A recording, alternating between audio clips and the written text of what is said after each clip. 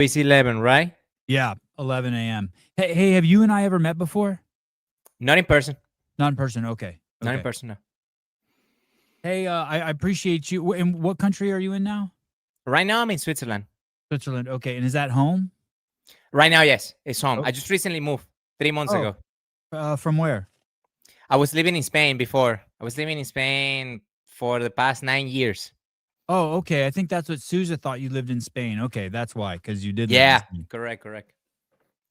Hey, there's this a little bit of a story I want to tell you, and then I'm just going to ask you a bunch of questions. All right, So, what's the story? the story is, so I live in the United States. We have a Yeah, two-party system, yeah. Republicans and Democrats, and for the most part, thank you for the coffee, young man. And for the most part, people stay true to their parties, right? Hmm. But then there are things that can happen that can adjust your views of the parties, right? So you could couch something as freedom, women having freedom over their bodies and being allowed to do abortions, and then you might have kids, right? And then be like, oh, that's a little hard for me to process now. I'm not a 22-year-old idealist, and now that I've seen a baby come out of a womb, now I have some tension in me, right? Some different thinking, right? Or you might think that it's important to take money away from rich people and give it to the poor until you realize that, oh, actually the rich people share their money with people who work hard and pay them and give opportunity to other people. So you can have these different paradigm shifts of thinking, right? You just think in your youth, you might think someone could just give $44 billion instead of buying Twitter and solve world hunger.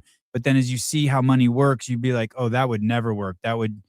So what's interesting is what's happened in our country is a lot of us were on the left, and and we were so devout to our team that we ignored the problems we were having in the country until it came home to roost. So until your daughter gets raped on the subway, until there's homeless people living in your yard and you can't kick them out.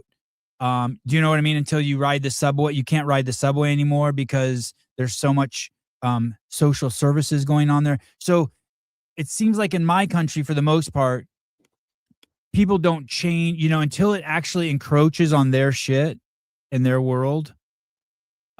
They're still devoted to their party. And the reason why I bring this up, and sorry for taking so much time, and then I'm going to let you talk a lot, is All right. because I feel like from the outside perspective in Venezuela, that there may have been that too, because that's just the nature of human beings, but that your leader there encroached so much that so many people came together at one point and were like, what the, like everyone was getting encroached on at once and flipped. You know what I mean?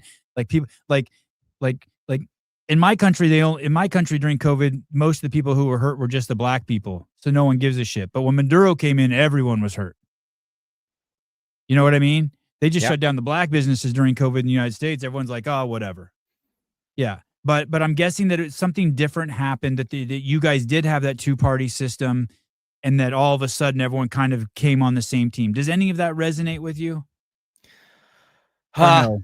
Yes and no, brother. Yes Okay, and no, okay, brother. okay, Because okay. Then fuck that. Throw it off to the side, and I'll come back to it. I'll come back to it later. no, Tell no. me. Go ahead. I wanna connect the dots of your Okay. story because I Okay. see that's the reality in your reality in your Yeah. current country right now, and it's Yeah. also happening in the Western world. In certain countries here in Europe, it's happening. In Yeah. Spain, the country that I was living, it's happening. Yeah. Uh, Sweden's a great. Sweden's yeah, I've been to Sweden recently. Yeah, Belgium. I mean, what we're yeah, seeing in the yeah, press is yeah. I've crazy. been to Yeah. Belgium also recently. So I went to London.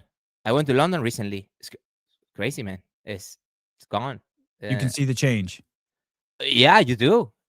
And I arrived to Spain in 2016, fleeing Venezuela.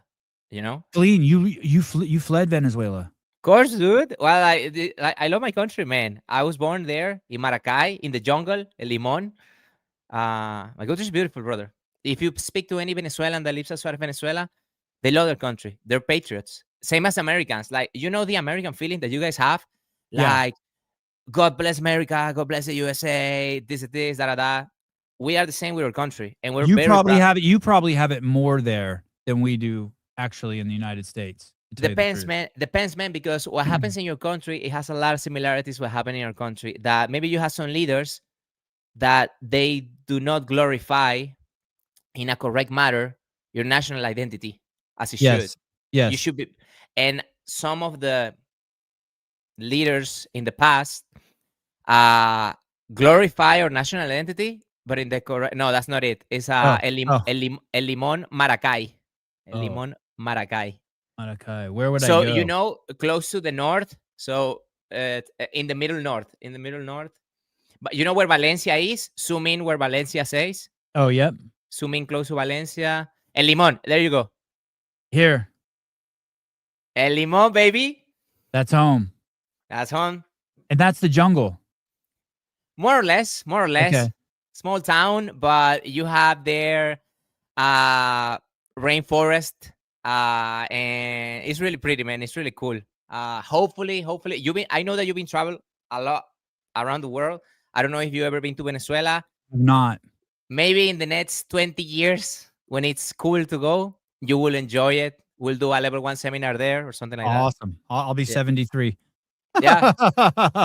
So yeah, what happens, man, is that this is a long story. This is a long story. I have I don't know time. if you I'm ready. Yes. if I you're want to hear it. interested more Yes. in the recent thing. No, I want to hear I want to at least let's hear some of your story. Let's spend some time. You're born. What year were you born there? 1993. I'm 32 now. Okay. But this year is important because I was born 1 year after 1992, obviously. But in 1992, February 4th, Chavez. Have you ever heard about Chavez? Yep. Hugo Chavez. Yep. Hugo Chavez was the president of Venezuela starting in 1999. Okay. So, but in 1992, Hugo Chavez was higher up in the Venezuelan army Okay. forces. And he did a coup, an attack on the state with some military forces close to him, where they did bombarded Caracas and they did kill civilians, more than 400 civilians inside.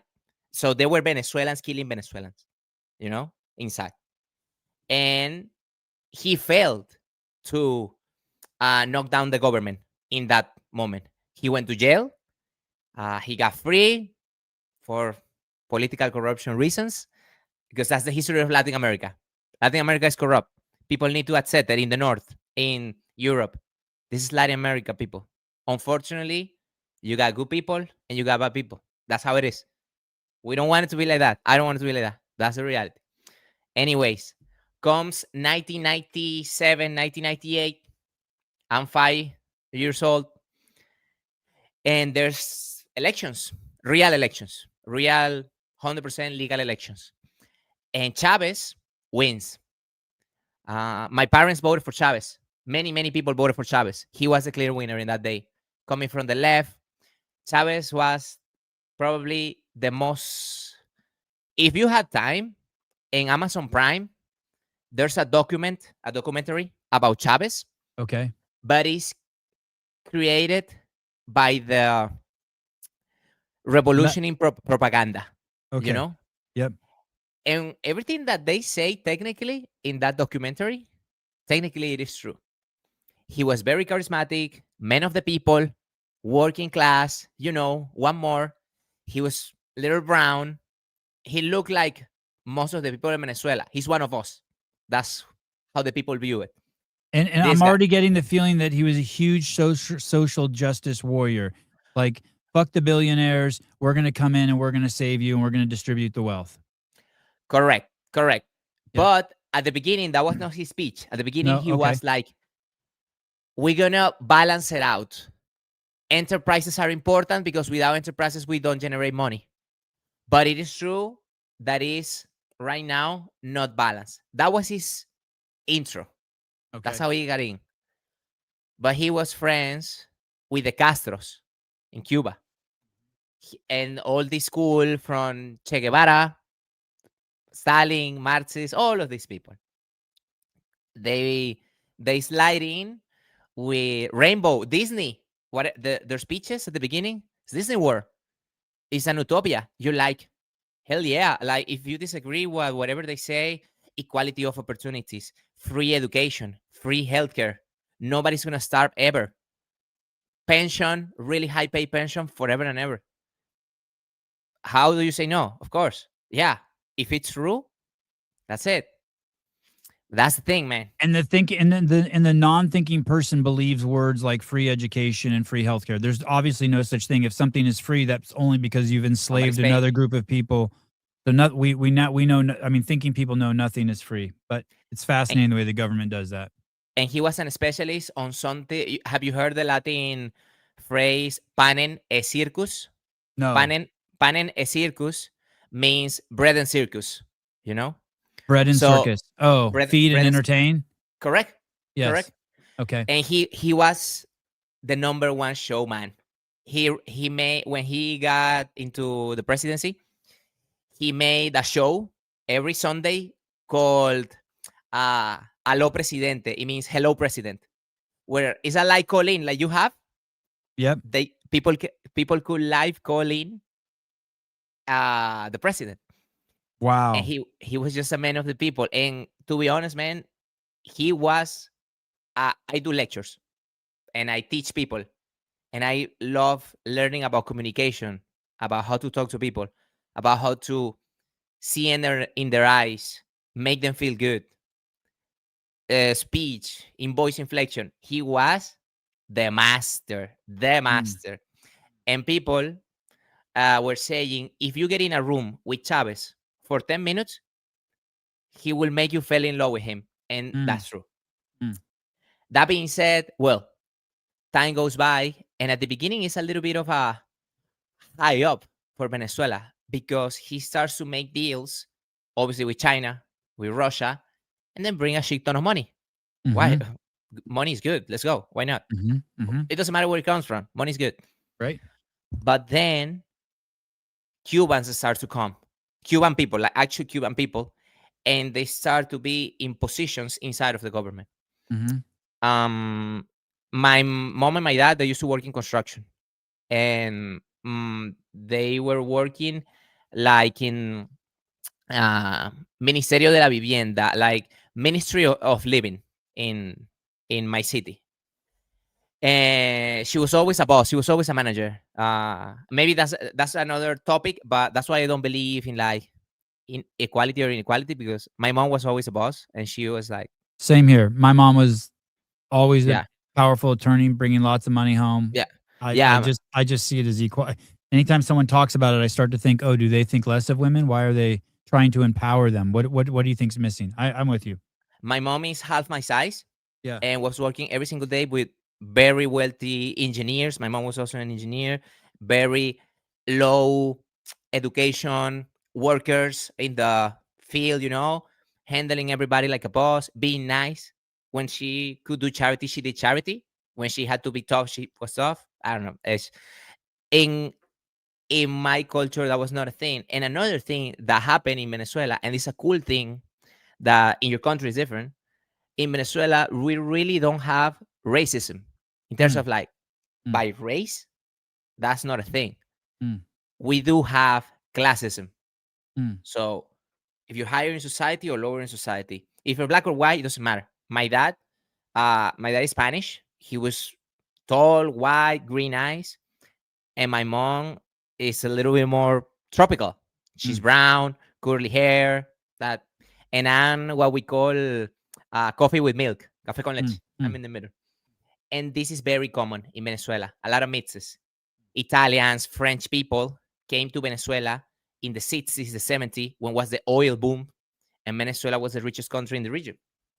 And that allowed these European people to make very nice businesses because the thing that you cannot discuss is that Indians, Aboriginous Indians from this region, were not hard workers. They were Mm, lazy. They mm, just like to live in a hammock, mm, the jungle.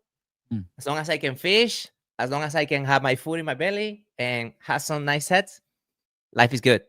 mm. But Europeans came from the fields, no education. My grandma is also an immigrant. My grandma came to Venezuela fleeing in the 50s from the war from Franco, the dictator of Spain. Oh, wow. So it's whenever I listen nowadays, a lot of things about immigrants there, expats here, this thing, this thing. It doesn't matter, man. Immigration is a worldwide thing. It's been going forever. It's Mm-hmm. not new. But the type of immigrant that you are, that's the difference. And my grandma came to Venezuela when she was 16 in a French ship full of black people. She didn't speak the language for 3 months on sea. She arrived to Caracas, not knowing anybody. That's not, no cell phone, no iPhone, Yeah. Hey, and she came by herself as a woman. by herself as a woman. Yeah, A, that's a crazy. In the Galician 50s. woman Let me of the ask you this: north. what's the language in Venezuela? Is it Spanish or Portuguese? No, Spanish. Spanish. Okay. Portuguese is Brazil. Okay. And we're neighbors. We're neighbors, but Portuguese is Brazil, which is at the south. Is Okay. we had the border. We share the Amazon with Okay. Brazil. Uh, and yeah, well, back to Chavez. Chavez, what he did is he ruled his first term, 6 years, and people were happy. People were happy, but things started to kind of look different because started what we call the in Spanish we call it dedocracia, fingercracy. You put people to certain spots by finger. My cousin is the new Ministry of Economy. Okay. His sister is the new Ministry of Justice. So this started to happen. I think we call that nepotism in the United Nepotism. States. All right, Nepotism. exactly. I think. And then Yes. Chavez had an idea of making Mercosur. Mercosur was supposed to be like the European Union of Latin America, Mm. bringing all the Latin American countries together in one single powerful economy to be, I don't know, free traffic, free transit, lower uh, requirements for immigration and tariffs, things like that. That was an idea. And again, presented on paper, beautiful. But what happens if you got most of the countries with leaders that are corrupt, dealing and maybe financed by narco traffic? Nothing is going to happen out of that. Right. So he started to become friends, and this communist socialist trend started to arise in Latin America. Correa in Ecuador, Lula in Brazil, the Kirchners in Argentina, and all of these seed planted from the Castros. All of these planted from the Castros to fight against the American Yankee empire. You know, Yep. Yep. that was Chavez. It's weird that I'm saying it, but Chavez was pretty cool. It was a funny character, and if you see him as an entertainer, it was funny. Sebi, how do you Oh, know? uh, how do you know Jose? I know Jose through Instagram, and we both do CrossFit. And he is one of the elite trainers in the world, a red shirt, who I have found to adore and want to glorify for the last 20 years. And today, actually, he taught a level 2, and then after his level 2, he came to be on the show. Okay, go on. Okay. So that happens. And when you say the Cubans came, you don't mean them so much as an ethnicity. You mean with the Marxist ideology. As they come, the Marxist ideology comes. Mhm. Correct, Yep. exactly. Okay. It's just like Chavez and Fidel Castro, they were really tight friends. They said publicly that they talked to each other by phone. And actually, there's a YouTube video online, very funny video. I wish I had the link, where a guy who is a really good imitator of Fidel Castro's voice Mhm. calls this public number of Chavez. And it's live on television that they do a live prank to Chavez, faking that is Oh, Castro. wow. It's awesome. Wow. It's awesome. Wow. It's golden history in the Venezuelan comedy. But yeah, and all of these ideas come because Chavez goes, I don't know, maybe once a month to Cuba, something like that. Wow. And the speech starts turning to the economical blockade that the empire has against us. And then they start talking about the resources, the wealth that Venezuela has. And that is true, man. Venezuela has, in terms of mineral resources, gold, uranium, oil, all of these things. Yeah, 100%. But really famous philosophers from Venezuela, they say that our biggest blessing was our biggest curse, because you can survive out of that, but if you don't build intelligence in culture in your people, doesn't matter. We have a saying that it says, mono vestido de seda, mono se queda. A monkey dressed of silk, still a monkey. Mm. So that was what's happening. And Chavez started to expropriate uh, private property and private companies to make it part of the government, because according to his speech, it was going to be for the people, cheaper services, electricity, water, housing, all of these things were going to be more accessible. But what happens when you do that? The quality starts to decrease because it's not a private company anymore. There's no quality control. Outages of power. The well, the oil idea. We're gonna go deeper later because that's part of history of our culture, even.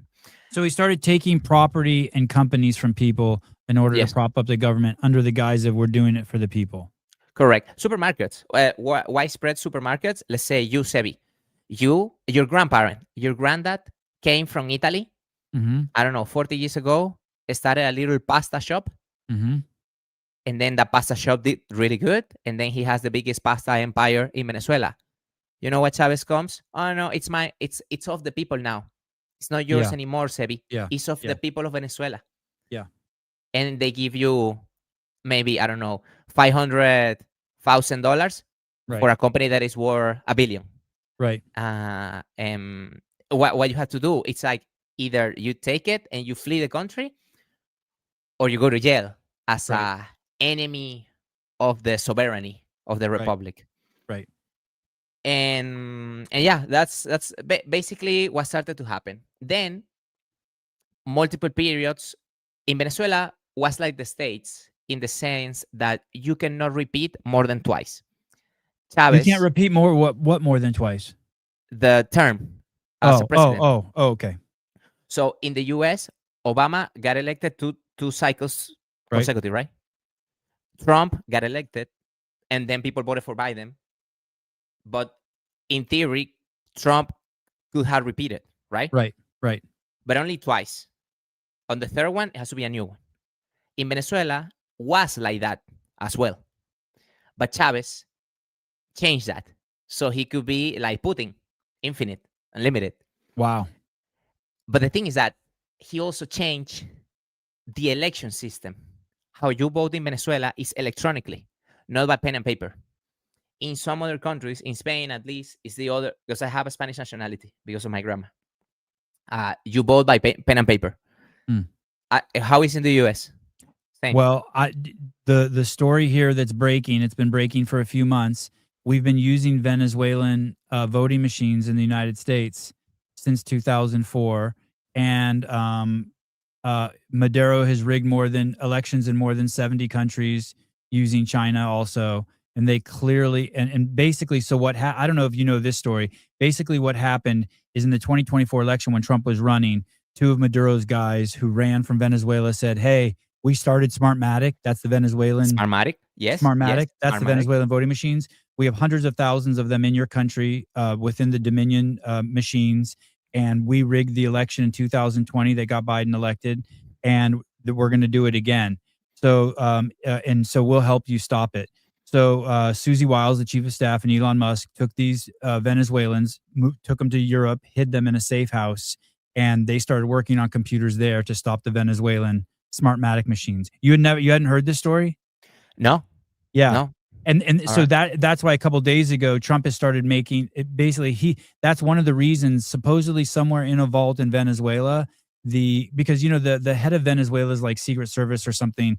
For the last 2 years he's been in a jail in New York, a Yeah, former who worked for yeah, Maduro, yeah, yeah, and yeah. supposedly he's been singing like a bird Tarek, William Tarek Al Saab. and he's been singing like a bird and telling them, "Hey, we've documented all the elections we've rigged around the country, and they're right here in this safe." And so he's supposedly been telling the Trump administration, the CIA, the FBI this. So one of the things I think that's one of the reasons why Trump's saying he's not going to hand over the country. He wants to get all of that.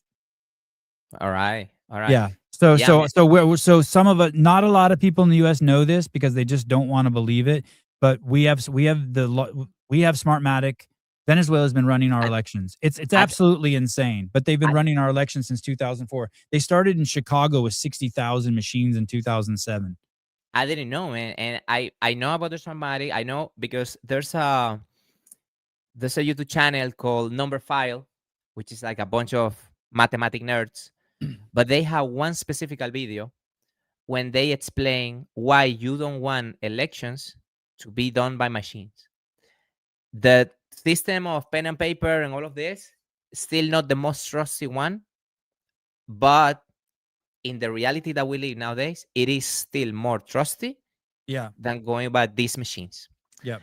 So, well, he changed it for these machines, and you could do whatever. They rig everything. It's just like an Excel sheet. It's as simple as that. Probably in the US because it's not as corrupt. Every government in the planet is corrupt. A little more, a little less, but it's how it is. But not as corrupt in Venezuela. What happened was I voted twice in Venezuela. I turned 18, I went to vote, and I didn't vote for Maduro. And in that election, the people, the other candidate was Capriles. This was more or less 2012, I believe. And people know that Maduro didn't win. But at that moment, we could not prove it because we were not prepared like Maria Corina Machado did prepare now because she already knew like it's going to happen. They're going to just steal it again and again and again and again. It's just how it's going to be. Chavez claimed when he was alive that Venezuela was the most democratic country on planet Earth because we had the most elections. We had elections for mayors, governors, the parliament. I don't know. Every year there was a certain type of election and everybody was voting. So in terms of like the show, the circus, Yeah. to the eyes of the world, to the international media that don't live there in the country, yeah, the country with the most elections on planet Earth, Yep. so democratic, everybody Yep. can vote. Millions of automated machines that make voting really easy for the elder, really easy for the disabled people, looking amazing on the headlines. But when you know that's not it, man. You go, you vote, and you just ask people. You just ask people because voting is supposedly secret, but in Mhm. reality, just like, hey man, what you gonna vote for? Man, of course not for Maduro. What you gonna vote for? Okay, not for Maduro. Okay, so who is voting for them? Obviously, there's some people voting for them, but not the immense majority. Right. At that moment in Venezuela, we were more or less 28 to 30 million people. Right now, 8 million people are out of Venezuela. It was the That's wild. biggest exodus on any country in the 21st century. You know. Then Chavez got sick. He got cancer and died, and that was it for Chavez. The issue with that is that Chavez was smart and was maybe not as evil as the other people that left. Have you ever heard about Diosdado Cabello? No. Well, Diosdado Cabello, this is a bad man. This is a bad, bad dude. This is the brain. Maduro, we all know it was a puppet. And Chavez left in charge Maduro because he knew, even Chavez knew, how evil Diosdado was. Diosdado is a dude that can easily shoot a family member, like violence in the eyes. So he's still in Venezuela, and this dude, By the way, something else I heard about Venezuela is that you guys have 6 citizens there that are all worth over $100 billion. he's one. That is He's 25. Maduro was 50. You know, the funny thing is that me talking with my friends when they called Maduro, we're like, man, fuck, we lost 50 millions 50 to have million what? dollars. Oh, dollars. Oh, to capture him. Oh, you're saying the U.S. government will pay 25 million for the capture of this guy? Yeah. So if Wow. you and me, we say, hey, let's get Diosdado, and we present it to the DEA, a big fat check of 25 million is going to our account. Wow. Yeah. So yeah, this is one. It's 25 million for this guy. And for Padrino Lopez, which is another guy, the Minister of Defense, for Delcy, who is the current vice president, who well also I gotta be careful with my language because all of these positions that they have, these are not positions. This is made up. They are not the rulers in Venezuela. They didn't want. That's why in the worldwide media, the people who don't understand, they say, no, like for example, when how is it possible that the US can go to any other country and kidnap their president? It's like, man, no, Maduro is not the president. He's not my president. He's not my leader. It's not legitimate. This is it's not international law doesn't apply here. This all of the little geopolitical, social, like the studies that you think you have or you think you understand, Yeah. it's not here, man. This regime has killed more than I don't know, probably 20,000 people across the entire history, and political prisoners more than 3,000 still. Moms of friends who I went to high school right now, we don't know where they are since like 4 or 5 months ago. Of friends of mine, when I was studying in Venezuela in the university, there I studied civil engineering there. I didn't graduate it because I flee the country for another story that we'll tell after this story. By the way, Uh, it says that this guy Diosdado plotted an assassination attempt against United States Senator Mark Rubio on August 13th, 2017. maybe, maybe. Yeah, Marco that's Rubio, I mean, Marco Rubio in the U.S. is the person who is the most involved in the Venezuela thing for years. For Marco Rubio, this is not new. Marco Rubio may be more public right now, but since he was, I don't know, less famous politician in the US. In Venezuela, we knew who he was because he was very, very active. That because his parents are Cuban, and he knows, he knows. he knows exactly, he knows. So yeah, then Maduro comes into the power. They do an election, steal it again. This new election, 6 years go by. This final new election, Maria Corina Machado, which is the female who is like, say, the leader of the opposition, she was technically not the candidate for presidency because she was inhabilitated to be a politician in Venezuela by the Maduro regime. It's just Oh, a made they picked her. yeah, it's just a made up law. Like if I'm Maduro, okay, so Sebi cannot be president. Sign it, you sign it, you sign it. Sebi, you cannot be president. That's how it works. That's literally how Venezuela works. And that's why I found it so funny that people outside of Venezuela start opinating things about Wait a sec. legitimacy. Let me ask you, Jose. So he was first elected in 2013, but you're saying that when Machado, who just won the Nobel Peace Prize and who just has been hiding in Norway, you're Yes, telling me that when she ran for president, he passed a law saying even if she wins, she can't be president? correct. And it's that simple. Yeah, it's that simple. Wow. It's that simple because this is the thing. Like people who don't live outside of Venezuela need to understand that when you do have a legitimate state, it's because there's trust, right? Right. Is I don't know. I got 0 college degrees.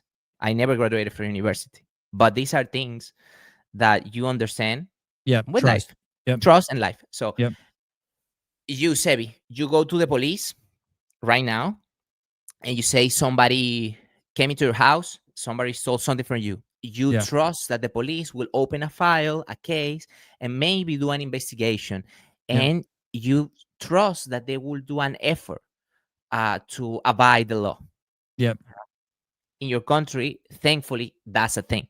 Here in Switzerland, same thing. I trust it. In Spain also. In Spain also. In Venezuela, no. In Venezuela, is the jungle law. Jungle law. You go to the police, you make a, I don't know, whatever happened to you, and they will be like, sorry. No. My family. we were express kidnapped. When I was 19, was living at my grandma's house in Valencia. That's where I went to university. And five guys with masks came into our house, broke the door. It was me, my grandma, my aunt, and my cousin. They tied us down, stripped off our clothes, stole everything from our home, started hitting me with a gun. Jose, where's the money? Where's the dollars? Where the gold? Where the euros? Man, we're not rich. We're just regular people. But this is a common thing in Venezuela. I What saw can I do? Venezuela ranked 124 out of 124 for lawlessness. Yeah, yeah, that's the thing. And one thing that is true about Venezuela is that you can make a lot of money. In Venezuela, it's easy to make money. People like to spend.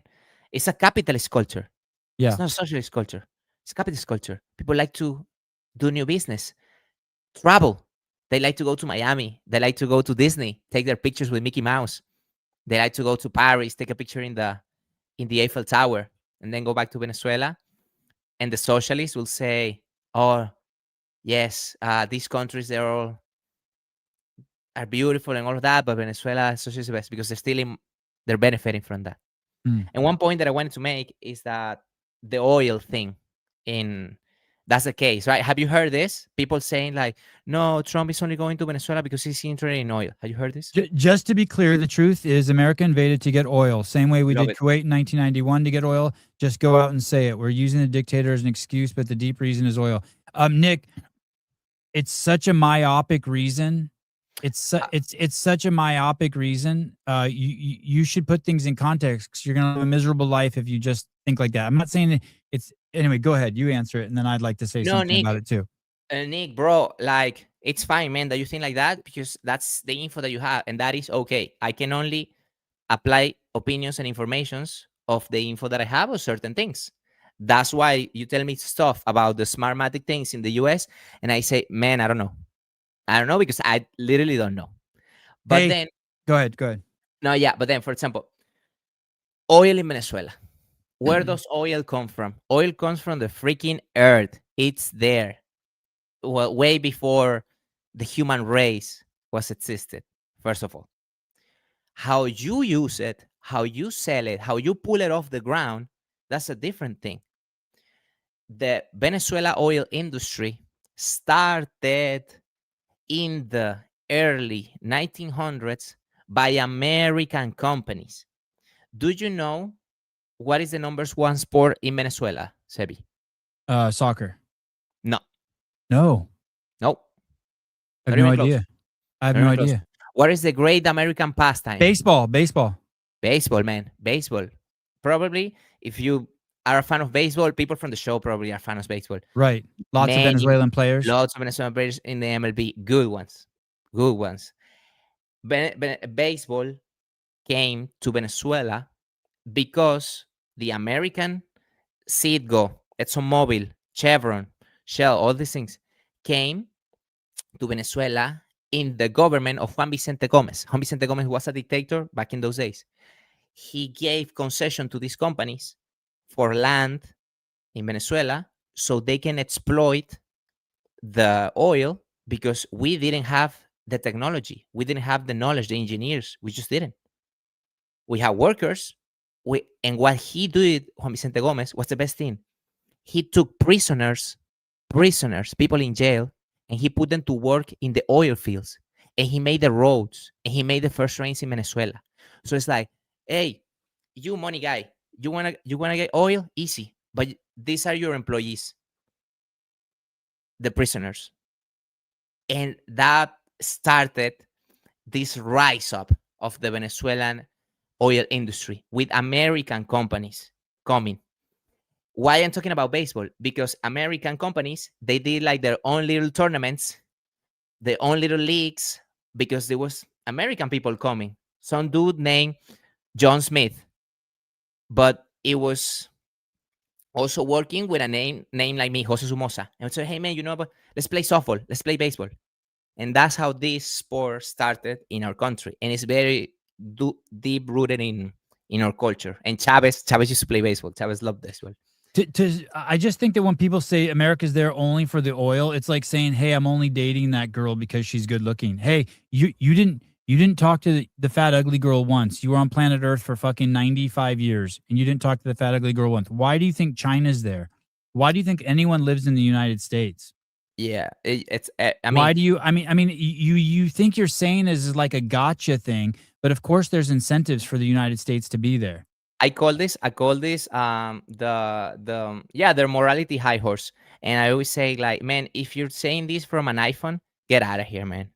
If you're saying this using, I don't know, whatever Nike t-shirt that you're wearing or whatever in your, you bought it from IKEA, get out of here, man. This is Right. capitalism at the best. These are companies. So oil is a company, but that's how you put the gas in your car that drives you. And you know what? If people come to my country from other countries to, no, that also the wording, sana in culture. Why does it have to have a negative connotation?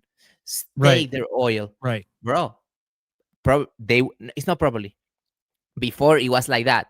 ExxonMobil, Citgo, all of these companies, they had really big branches in Venezuela where petroleum engineers were going. The Venezuelan petroleum engineers were really good petroleum engineers. Now I'm talking about the 70s, 80s. This is past the 40s and 30s. The industry is well developed. We are making our own thing right now. But this is because of that. It's heritage. No country, no country on planet Earth lives in isolation from any other country. You don't live in a box. You make friendships that are convenient for you at a certain point in time in history. And when they are no longer interesting to you, like after Chavez and Maduro won, the other countries will just break apart, like the US did with Venezuela. And then it's just like, no, it's a blockade. It's not a blockade. It's just not interesting anymore. And simple as that. It's like you got suppliers, you got your t-shirts, you got Vindicate and maybe another supplier. But you know that Vindicate is always delivery man, Yep. always on time, good Yep. prices, not even Yep. good prices. It even makes you a favor, you know? It invites you home, treats you well. To the other supplier, you're like, man, making it hard for you. You have to be on top of them all the time. Actually, maybe when you go visit, it robs you a little bit from your pocket. You say, hey, I'm good. I'm not going to work with you anymore. You say with Vindicate. Same thing happened with Venezuela. Most of the other countries uh, who were in Venezuela, like China, Russia, Iran, it was because Chavez was getting direct benefits. For example, from Russia, what did we get? Guns, planes, Mm, ships. mm, And then also, I'm going to go that way too. Venezuela is pretty well armed. The hit that they did, that was actually not easy.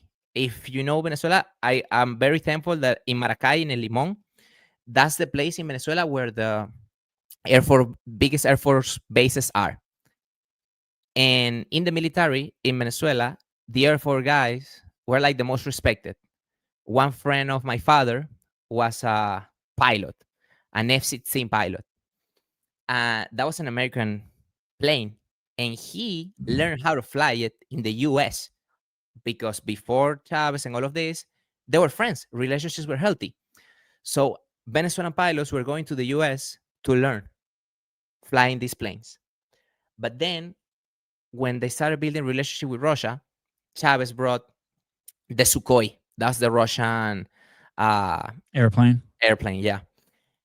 And these are advanced airplanes. These are advanced war machines. Like Russia and the US can go almost face to face when it comes to military power.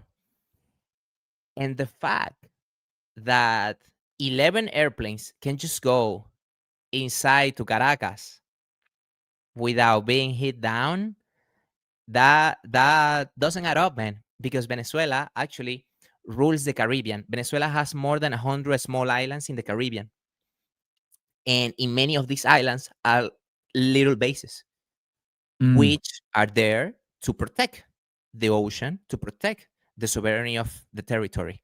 mm, They got radars, they got everything, just like any other country has. yeah. So the fact that just 11 11 helicopters just flew through the night, nice and chill, and we only find out once they were on top of the house of the dude. No, man, that's not how it works. So there has to be people on the inside who Mm, betray mm. the Maduro regime, which is okay. I don't mind. The The enemy is fake. CIA basically admitted, I think, that they've been there a while, They started in and August. Started in and August. and I think they said that they took Machado past 11 Venezuelan checkpoints before they were able to get her out of the country, Yeah, sneak her yeah, past it, and I think yeah. that was the CIA who did that. CIA did that, and also the Panama government is the Bank of Panama is the one holding the proof of the stealing of the elections. So Oh. yeah, and then when Machado came to Europe, France were the ones escorting her, and like they took charge of her. So it's many people working together. It's not the US only, because what happens if Venezuela is a free country, man? Man, it's awesome because the largest on the planet Earth reserves of oil. The oil that we have in Venezuela, in terms of quality, is not the best. Dubai oil is better, and Norway oil is also good. But in terms of quantity, you and me will be long gone before that thing ends up. So, yeah, the fact that Venezuela is a free country is a very productive thing. Also, the ports of Venezuela, the maritime ports, right now, those are the biggest distributors of drugs across from the Caribbean to Europe and to North America. Let me All ask you this: Yeah, why was can you tell me why did 8 million people? Why would one quarter of the population of a country leave? So when we have the mass movements we've had here, mhm. someone pointed out to me we had our Dust Bowl incident in the 30s where a huge section of the country had a drought, so 2 million people left. We had the 1906 earthquake in San Francisco, 300,000 people left. We had Hurricane Katrina, 300,000 people left. I don't think people can fathom, No, they and can't. Venezuela is a huge country for people who don't know. We're not It's talking big. about Panama or Ecuador. It's not one of these little miniature Central American countries. It is massive. I would guess that the Venezuelan government. I've read that they only have control over 40% of the country. The other 60% is still the Wild West. I don't know if that number is true, but how bad could have Maduro been No that Maduro, man. eight? Chavez, the full thing, because you had to count. That's other education piece that people need to understand. The regime started in 1999 with Chavez. If Chavez was alive, it would be worse. But the thing is that he died, and Maduro was the next guy. But it's a full thing. It's 27 years. Those So those 8 million people left over 20. Wasn't there a mass exodus? yeah, Anton, I'm going to talk to you about the Exodus. So Okay. the And Exodus, what would happen that someone would leave? I mean, the only thing I can think is if your life is threatened. put the Latin America map a little bit larger. It's exactly. So here's the thing: the Exodus started right away when Chavez won. So when Chavez won, some people. I have one uncle who's living there. Many people. My family, Sebi, is spread out. My family is in Chile, Spain, the US, everywhere. So uh, when Chavez won, many people started to leave because they were not aligned with those politics. But at that time, Venezuela didn't have a bad perception worldwide. Actually, had a good perception because we were supposed to be the rich kids in Latin America. Uh, then, more or less, 2008, Chavez did like a economic reform bill that a lot of the products that were sold, cars, technology, things of, let's say, higher quality that they are produced maybe in Japan, China, the US, they had to be produced 70% in Venezuela, you know, to, in theory, increase the Venezuelan industry. In paper, the paper takes everything. But then in reality, when you don't have the manpower to do that, the economy starts to drop down and then inflation starts to come up. And what happened with inflation is that in Venezuela, the money, the coin, the bolivar is the currency of Venezuela, started to lose value massively. And we got to a hyperinflation point. Hyperinflation means that if you buy uh, this pen, this pen today is $1. Tomorrow is 150. In 2 days is 3. In 4 days is 6. Literally, that was you cannot save money. Saving doesn't exist. Whatever you have, you have to spend it because money was worth nothing. If you go online and you find memes of Venezuela during those days, toilet paper was more. Each piece of toilet paper, you know that they're split it. Each little paper is worth more than the highest bill of the 100 bolivares. Wow. And that happened because of why? They were printing so much money? They were printing money and they were devaluating the coin. So, for example, let's say they did one thing that was called the Bolivar Fuerte, the strong Bolivar. Let's say the dollar right now, the $100 bill. How much is $100? $100 is $100, right? So what they did is like, no. Starting next year, $100 is not $100. It's $1. It's $1. Exactly. Wow. But you know what? It's stronger. Because if you had 10, everybody can have 10 now. It's a smaller number, but it's stronger. So you may believe the poor people that they have more economical power because they buy more things with the little that they have. Wow. And that's what they did. It's a brainwash. And if you know mathematics and economics, you don't have to study anything to understand that money doesn't work like that, you know? Let me pull up a few comments. Savon, I left Venezuela looking for a better chance to grow. Yeah, but what you must have seen something there that made it think that you couldn't grow. And these are the crazy comments. There's always some crazies. Venezuela has no central bank, and Maduro is also pro-Palestine. I don't understand the connection there. The opposition is very pro-Israel. Don't you think? Don't you think Netanyahu is controlling Trump? For one, I think Netanyahu's wife is controlling Netanyahu. So let's just say, don't you think Netanyahu's wife is controlling Trump? Like your wife is controlling you. So yeah, Venezuela has no central bank, and I'm not making the connect. First of all, I'm not making the connections, and second of all, I don't even understand the implications of what you're saying. The opposition is very pro-Israel. All 54. Hey, just answer me this: why haven't a single of the 54 Muslim nations on the planet taken in a single Palestinian? Answer me that, and then we can talk about Netanyahu. Answer me that. How come none of the 54 Muslim nations have come in and defended Palestine? Like what? I don't even know what you're saying. Sorry. I want to fight with you. I can't even fight with you because I can't even. I want to fight with you so bad, Clay, but I can't because I don't even know. Like the rock you threw at me, like I don't see it. Okay. So there was hyperinflation. Chavez and Maduro made hyperinflation. correct. How long did that go on for? Does that ever stabilize? Still going on.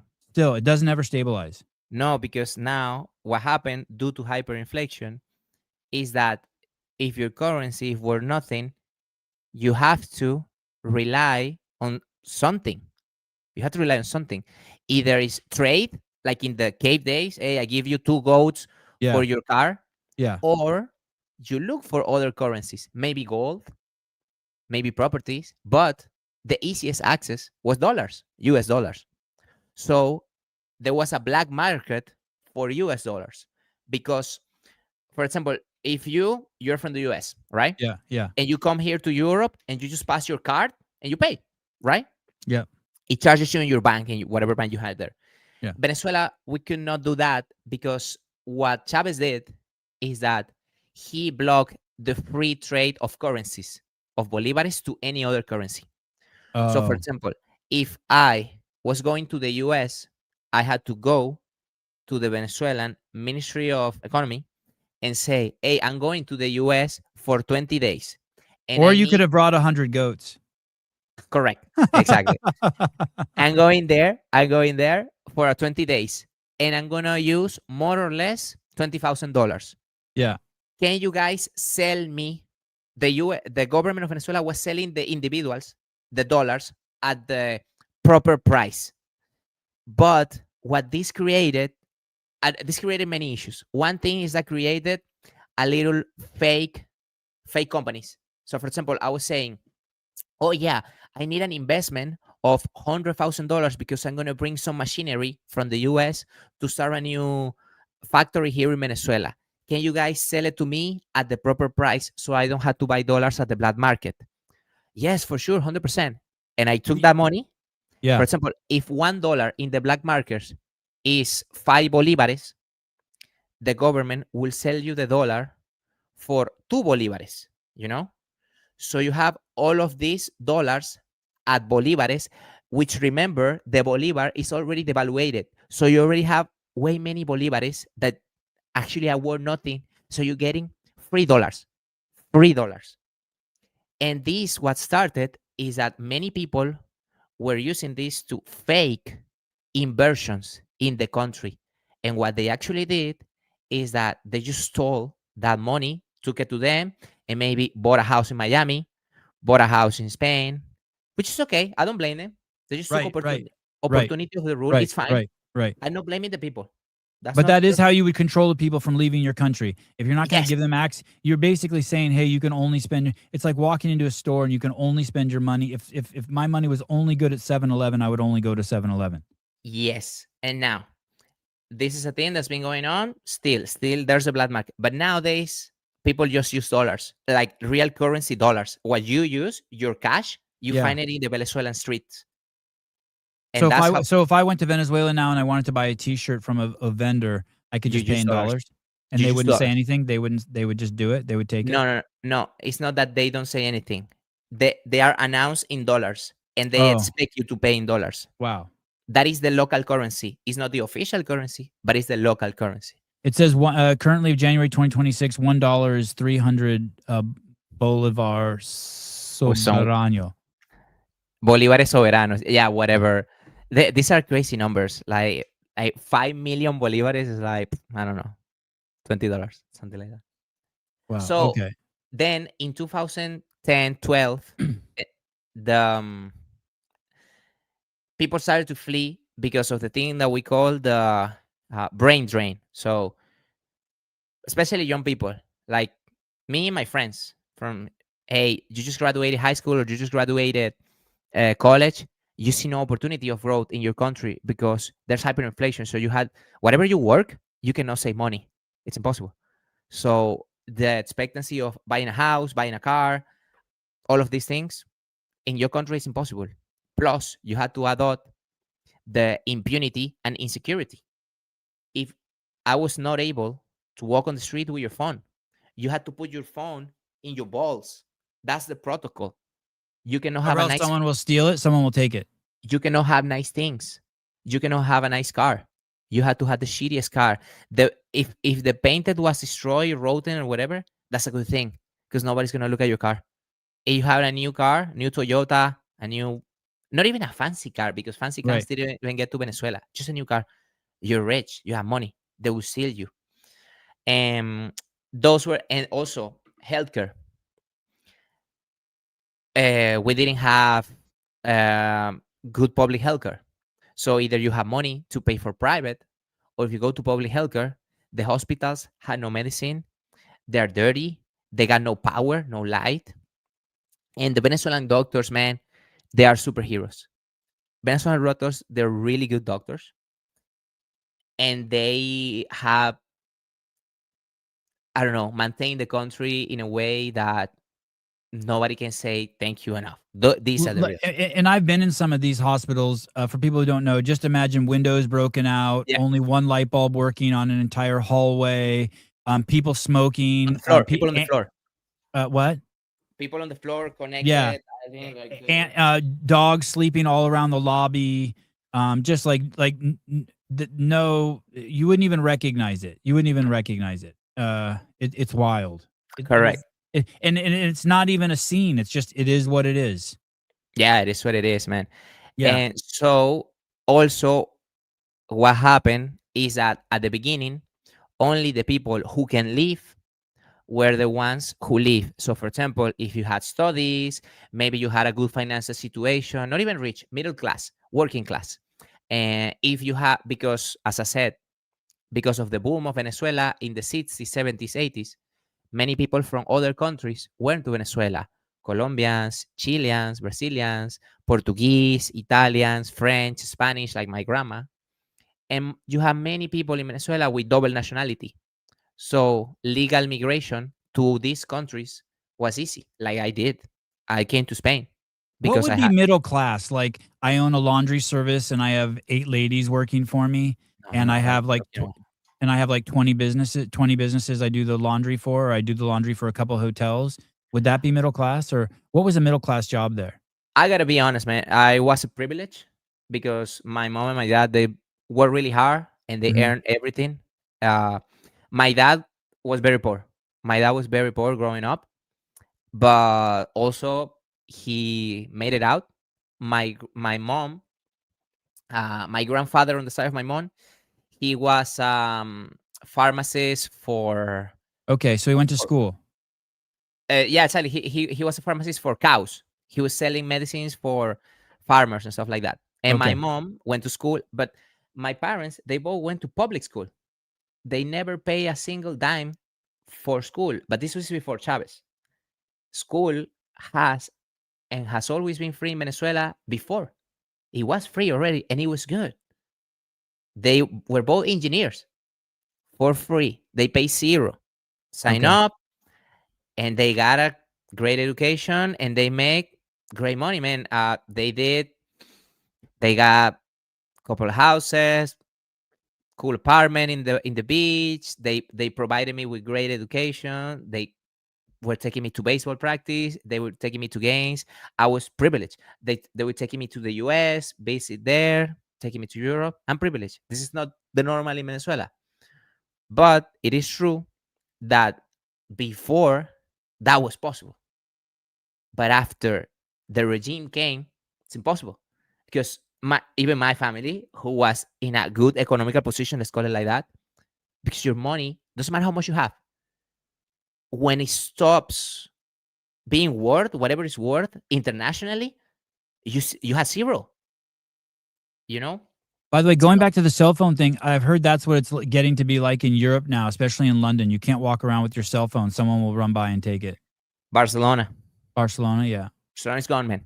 Barcelona is gone. And I was in Barcelona, and it sucks, man, because they told me, no, keep your cell phone in your front pocket. Like when I arrived to Madrid, my first year in Madrid, I was going, I was dating like a chick, and I took her to a park, and we were just chilling in the grass, and I just put my phone down in the grass like this, and one guy comes in, you know, some Bangladesh guy or whatever, I don't know, Not and Spanish. oh no, no Spanish. Amigo, amigo, amigo, un euro, amigo, 1 euro, amigo, please. Por favor, amigo, help, ayuda. With a piece of cardboard like this. 1 euro, please help. 1 euro. And then suddenly my phone is gone. And I'm like, this motherfucker. And I talked to the girl, but he took it, right? Motherfucker. And I went in. It's like, motherfucker. And I like did this on the paper that he had, and he had my phone and some other things from some other people. I just took my phone, and thankfully it was like a police patrol around, and I ran to the police patrol and was like, this guy just took my phone and all that. But what they do, they just put the handcuffs to it, they put it in the dungeon for one night, Yeah. next day he's out, you He know? got a free meal and a place to sleep. Yeah, exactly. Exactly. So that's what I had a some buddy go to Brazil. So people ask why you have to put it in your pants. I had a buddy go to Brazil. He was walking around at night with a girl. 6 guys surrounded him. Nothing aggressive, but they just surrounded him and they all started reaching into his pockets. yeah, normal. And they took everything out of his pockets and took it from him. And he went out with nothing. But that's why you can't even put it in your pocket, because they'll just reach into your pocket and you won't be able to do anything because there's too many of them. Yeah, and you had it's classic in Venezuela. You remember the blackberries in the blackberry days? Yeah. So So you had to, if you had a BlackBerry, you had to have your BlackBerry and a burner, and a Nokia, a Motorola, a shitty one. Yeah. So because you expected going in the street or in the bus, somebody was gonna be like, "Hey, give me your phone, give me your phone, shut up, give me your phone right now, or I stab you," and you hand over the shitty one. That's Wow. but this is the crazy thing that I tell people is that, is this normal to you, Sebi? No. No, no, not at But all. if you go to a place that normalizes these things, is this a healthy mindset to live? Do you No. think this place is healthy This is to grow? this is not a civilization with humans. This is the jungle. These It's, are animals. it's like the Maslow pyramid. Safety. So in order to aspire, to grow, to to be a better human, to retire, To innovate, you need safety and trust. exactly. You need to. I mean, I'm not being myself. I got food in my belly, roof under my head, and I know that I'm gonna go out and I'm gonna survive. Yep. My mom You're and my describing something, by the way, that no one on the left understands. That's why they say crazy things like these people, like that Clay guy, he's still worried about the Jews while the oh Muslims shoot, are fucking taking over the world. You know what I mean? And it's like, okay, so who, let's just say your paradigm is right. Who do you want to take over the world? Netanyahu, who can provide food and electricity, or do you want the Muslims who are going to rape your women after they kill you? And it's a wild spin that they got going. I don't know what their hang up is. Um, and so you have somewhere like Venezuela, and so the thought, if people aren't saying it out loud, but Trump said it out loud. People are worried about, hey, what's the U.S. doing, or they're only doing it for oil. We stand with the people of Venezuela. Like, hey, so yo, dude, they've been living underneath a guy who's been fucking keeping their thumb on them for 15 years. They don't get, that's how bad it is. They don't care who comes in and fucking frees them. They want change. yeah, it's They just want change. it shows me that you got a really nice, comfortable life. Wherever that opinion comes from comfort. I'm so happy for you. Like, I really am happy that you have a really comfortable life, that you can like stand up, watch the news, watch this Call of Duty type of show. It's gonna be really entertaining, right? Like, your life is kind of chill. You wake up, you see Twitter, and you find, oh, this happens in this far, far away place. Oh my God, this is so bad.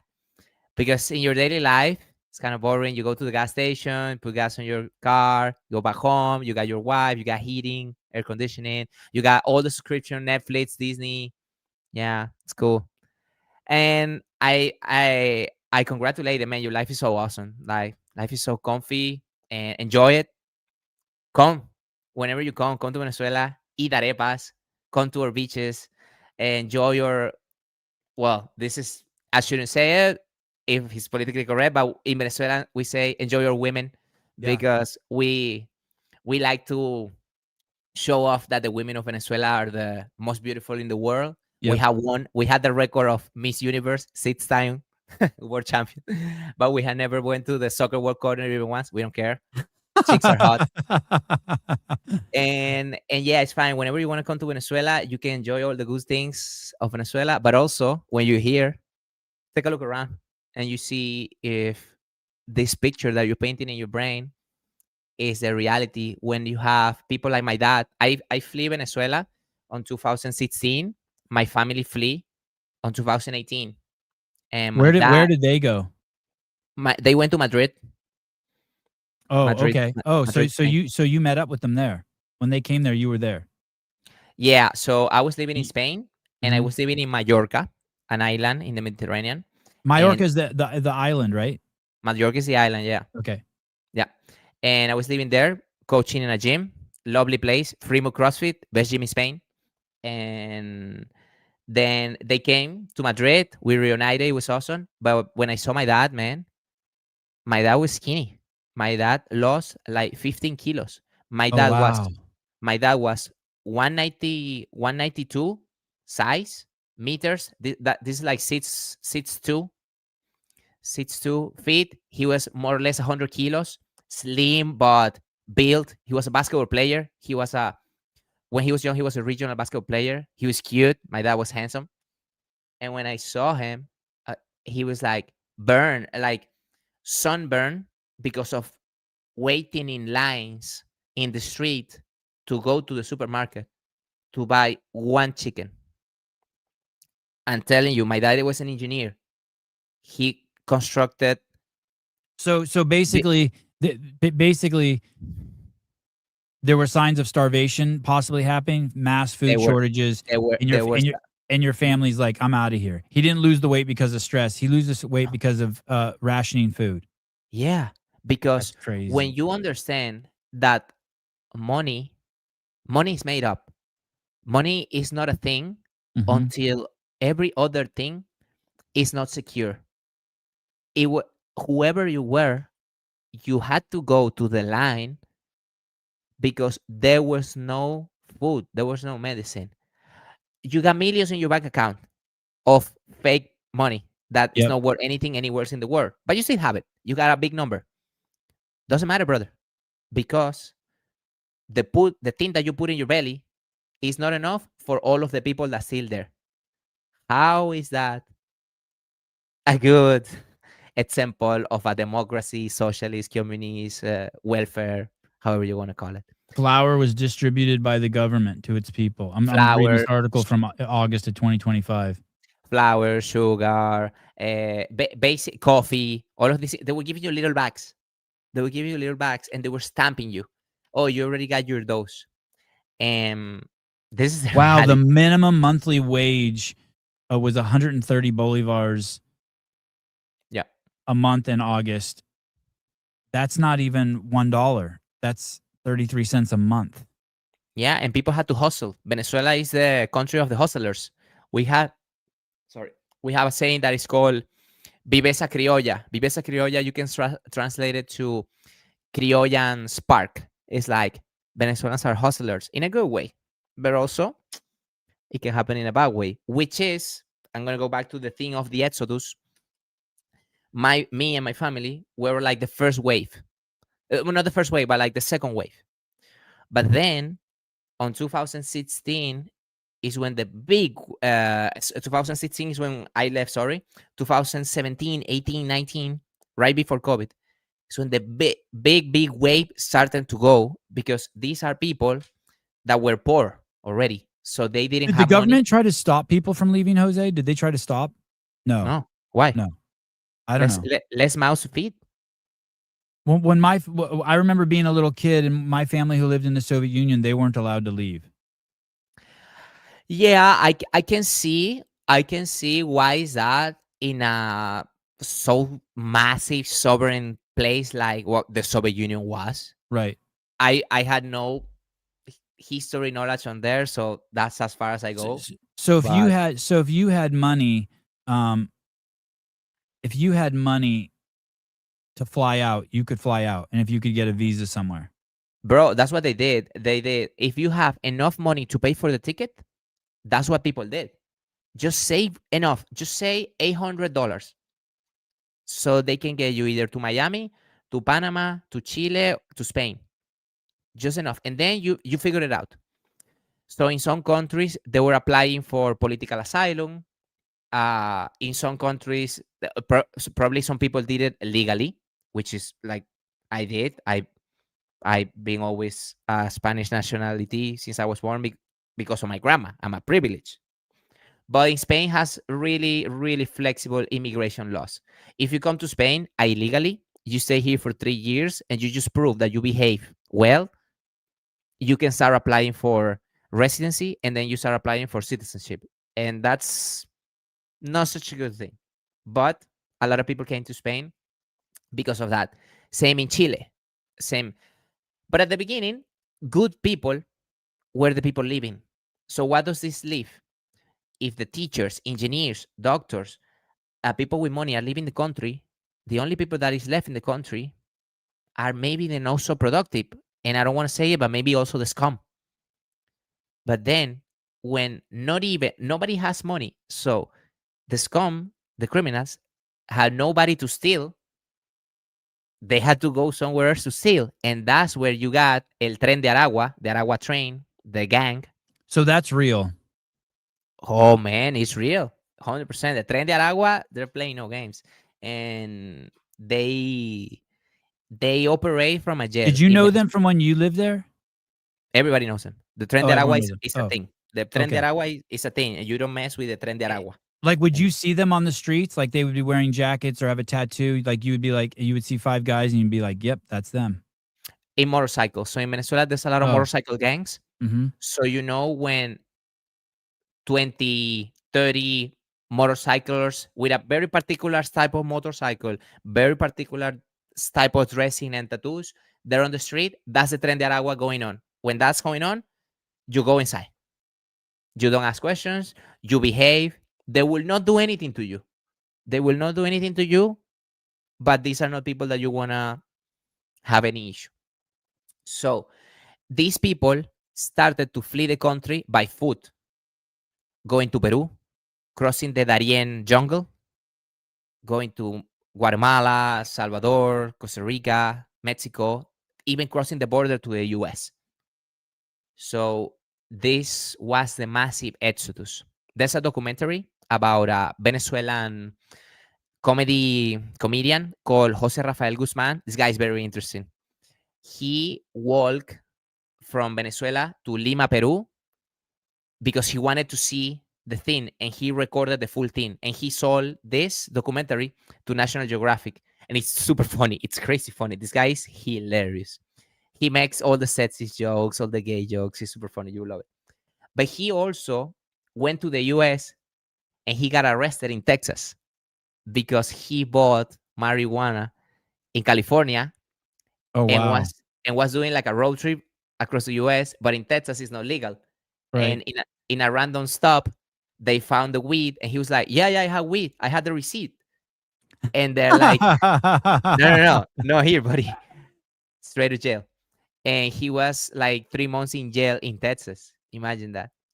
He's a really nice dude. He has a crazy story, but well, a lot of Venezuelan people flee. That was like 2, 3 million there. And during COVID, it just blew up. 1 more million, and that's a reality now.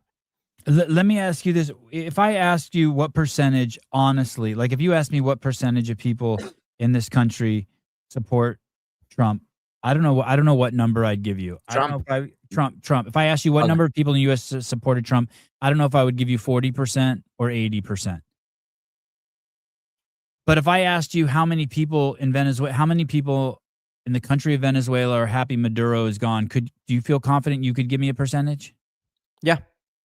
And what would that percentage be? The percentage of people happy about Maduro gone, Yeah. 85%. Okay. So I'm seeing all of these college kids protest and they're saying we're with the people of Venezuela unequivocally. Yeah, I seen this Meaning too. but they are saying that they're upset that Maduro's was kicked out. So that Who means is upset? they're just completely brainwashed. Who is upset? According to them. Who is upset according to them? They're upset because they think that the country's sovereignty has been taken, even though people like you, Venezuelans, are saying 85% of us are happy he's gone. We never viewed him as the legitimate leader. Yeah. Basically, we had someone who broke into our house and has been sitting in the captain's chair for 20 years, a couple guys, and now the US, or 10 years, and now the US has come and kicked him out, and you're upset. And it's like, why are you upset?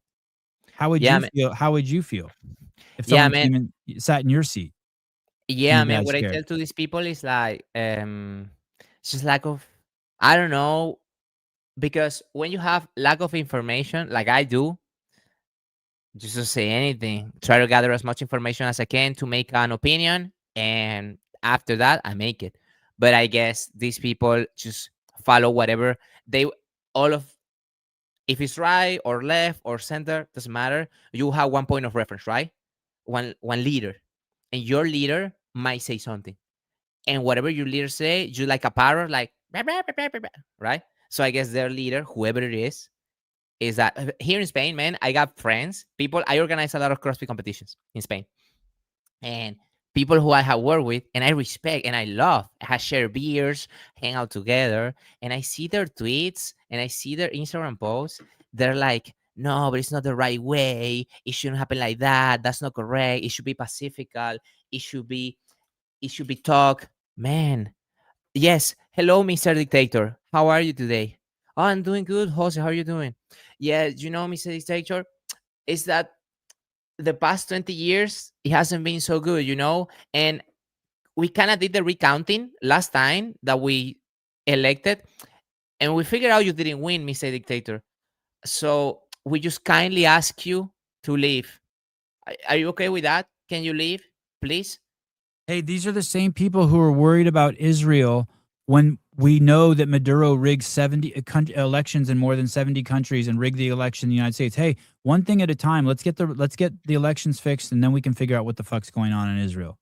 And then a little bit of history of the world, man. Like you, Latin American history is written in blood. It is like that. Uh, Simon Bolivar. Have you heard about Simon Bolivar, Sebi? No, You know is who the You know who George Washington is. yep? So our George Washington is Simon Bolivar, Is and they that is met. that why the money is called Bolivar? Correct. Okay. So Simon Bolivar actually was in the U.S. during the independency of the U.S. and he met with all of these guys, with Jefferson. Is Simon? Yeah, this guy. This is the man. This is the man. So I'm a patriot. I'm a hardcore Venezuelan believer. Simon Bolivar, he free. He free Venezuela. He free Colombia. He free Ecuador. He free Panama, and he free Bolivia. All right. He was called el General Culo de Hierro, the General Iron Butt, because he did this massive liberation throughout his entire life by horse in Latin America. He made the independence of all of these countries against the real empire in those days, the Spanish Empire. I don't have this an anti-empire speech because that's just the way that it was called back in those days. Before it was kingdoms, because empire, whatever, man, that's just how history works. Now it's called government. The net In the next 100 years might gonna call some other name. So this history is written by blood, and now Venezuela was taken by a regime, and the history is written again by blood, and that's the history of the world. If you don't want to, all of the freedom that in the US they celebrate, we had it too. We celebrated as well. My dad also had guns, and Chavez took out the guns from Venezuelans. Having a Oh, gun was illegal. You have to give the gun to the government, or if you keep it, you could go to jail.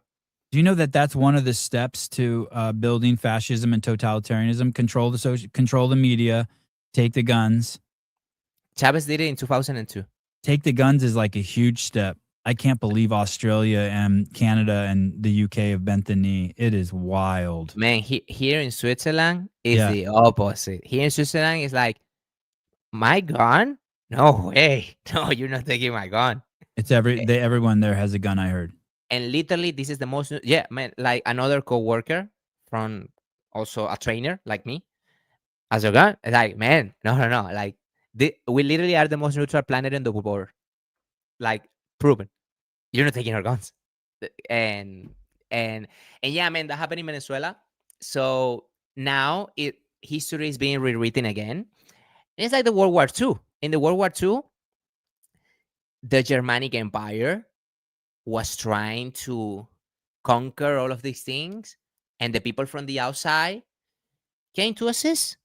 Hey, bro, I'm gonna give you a hand. That is fine. This is now.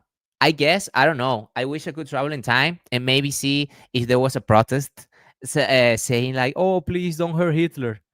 Maybe there was. I don't know. Yeah, In yeah. I some bet you there was. in I some bet you there random was. Well, he university in don't Boston. don't forget he was fighting for democracy. Yeah, man. The National Party. Hitler was hardcore into Great guy, democracy. great guy, painter, love dogs. Just like Maduro on TV. You see him dancing, taking pictures with people. Yeah, the media and the propaganda machine. It's not new. Nowadays, it takes a digital turn. But What are the people back in Venezuela telling you? Like, let me ask you this more specifically. What do you think that dude Dados, what do you think he's gonna do? Is he gonna try to leave and hide out in Argentina or some shit? Or no, not in do these Argentina. people? Remember, in Argentina is Milei. You know Milei? Yeah, oh yeah, that's right. Well, you're right. Um, uh, will they try to hide somewhere, or will they be like? No. I think Maduro thought he was untouchable. Uh, yesterday I called my friends from Venezuela, and I had one friend, and that's all I can say for his Right. safety. I have one friend who knows things, and he told me that right now there's a feeling of uncertainty because technically nothing has changed. The attack just went to take Maduro and the wife of Maduro, and that's it. The other people are there. But the thing is that, yeah, I mean, that's the thing. I got for that specific question, I got no answer because that's the uncertainty. The future is unknown, but it is positive. It is positive, and you cannot take that away from the enjoyment of the people. You know, Faye moves mountains, right? No. Whatever Oh, you Faith moves mountains. Yeah, yeah, yeah. whatever you believe in. So okay, so this is Delcy Rodriguez. Delcy She's the Rodriguez. right hand. She's the right hand man to Maduro, right? So she's basically the right hand. She's running the cartel now. Yeah, man, and this girl is evil. This is a bad woman. This is a bad woman. You don't wanna be in front of her. And her brother is Jorge Rodriguez. He's worse. He's a like doc, doctor, a psychologist, like a brainwasher master. And all of the heads of the, we call it Boliburguesia. Uh, Probably there's must be like 400 to 500 people, 400 to 500 people that are extremely connected and attached to the government, to the fake government of Venezuela, and these are the people that are in the most danger because they either keep protecting their thing or whoever comes. It doesn't matter if the U.S. or it's Maria Corina Machado, and they're gonna go to jail for the rest of their life, or they're gonna give, I don't know, publicly executed or something like that. It Because says that listen to this. Trump told reporters Saturday that he expected the U.S. to run Venezuela temporarily, and that Rodriguez has been sworn in as vice president. yeah, I gotta Venezuela has not announced that Rodriguez has taken the oath of office. It also says that he added that Rodriguez had talked to Secretary of State Mark Rubio, and the vice president stated Venezuela would do whatever the U.S. needed, and that no U.S. troops would be on the ground if the vice president does what we want. What does that tell you? That What? she's scared to death. But what would her? Why would her talk to Marco Rubio? Why? You think she Eh, knew eh, all along? you just you just keep not my president, my savior, my leader. Why am I talking to you? I had to make war to you. Why am I talking to you? Right. She's trying to add value. Right. She's trying to save herself. Yeah, I don't no, blame her. That's human nature, right? yeah, 100%, man, 100%. And Maduro and Celia is the wife of Maduro. They are 100% also trying to. Have you seen the pictures of Maduro? It's like Yeah, he doesn't look like he's stressed out at all. Yeah, and he's walking with his hands together and it's there's a famous psychologist in Venezuela who's kind of explained this behavior, and I believe in what he said. It's like when he came off the truck, he was saying good night, good evening, happy new yes. year. I heard It's like, Buenos noches, Happy New Year. Yep. bro, why would you do that? You're going to jail for the rest of your life. Why are you playing? This is what this psychologist say, and I agree with him. Like, he's just like playing the nice dude because he either has two options, like, or be loyal, shut up, and just, hey, take it as a man, as a war hero that is supposed to be that. If you really believe in the revolution of the Venezuelan Republic, actually, yeah, the US is a criminal, and actually, yeah, Trump kidnapped you, so you gotta stay shut. You're a martyr now, right? If Yeah. you actually believe that the US is actually the bad guy. But if not, what are you doing? You just want to be nice. It's like Stockholm syndrome, you know? You just want to be Yeah. nice to whoever is in charge of you Yeah. because you know the game is over for you. So because the game is over for you because you did bad stuff, they caught you already. So you better well behave now, so they don't do anything worse, right? But I wonder if these wealthy, like if I had $100 billion and I was living in Venezuela, I would leave. I would think I would leave unless I thought I have so much power. I have fought, I have my own little private little militia of 500 guys. I have Yeah, my whatever. that's the thing. That's the thing. There's are people like that. They have the little militia with bikes and little Uzi guns and all of that, which they give like a little hooker money on the weekends, and that's the reality. But for the people that is actually, for example, my another trainer today asked me, "Hey, Jose, are you thinking about going back to Venezuela?" And if you asked me this question 2 days ago before the attack, I was like, "Man, no, what? No, what am I going to do there? I'm doing here in Europe. I'm building a future. I'm working. I'm making an impact. I have the best job in my life. I love my job. No, I can no." But man, now I'm kind of thinking because, hey, let's say, oh yeah, the U.S. is going to Venezuela for the oil, and all these oil companies start to go, bring it, baby. You know how Right. many Americans with money are gonna come? We have to build houses for them. We're gonna open CrossFit gyms for them, and so they can train.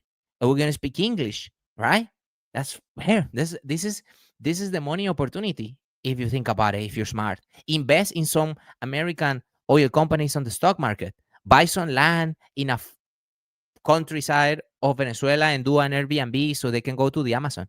These things already exist, but the tourism in Venezuela was not. Can you go to Look at Instagram? those. Look, Yeah. those are the CrossFit gyms in Venezuela. Yeah, man. There you go. What were you God gonna bless. say? Can I go where to the east? What? Uh, so the east is the border with Colombia. Okay. No, I was gonna tell you go to Instagram and watch um it's a content creator called Diaz. He's a Oh, photographer. let me ask you one more thing, and I'll go there as we talk. W- some people are suggesting that the U.S. bombed Venezuela. Would you characterize it as that we bombed Venezuela? No, I gotta clarify that. I mean The that US I think it's insane, but to say that we're basically starting a war there, we bombed them. I'm like, what do you mean? We went in and extracted a guy.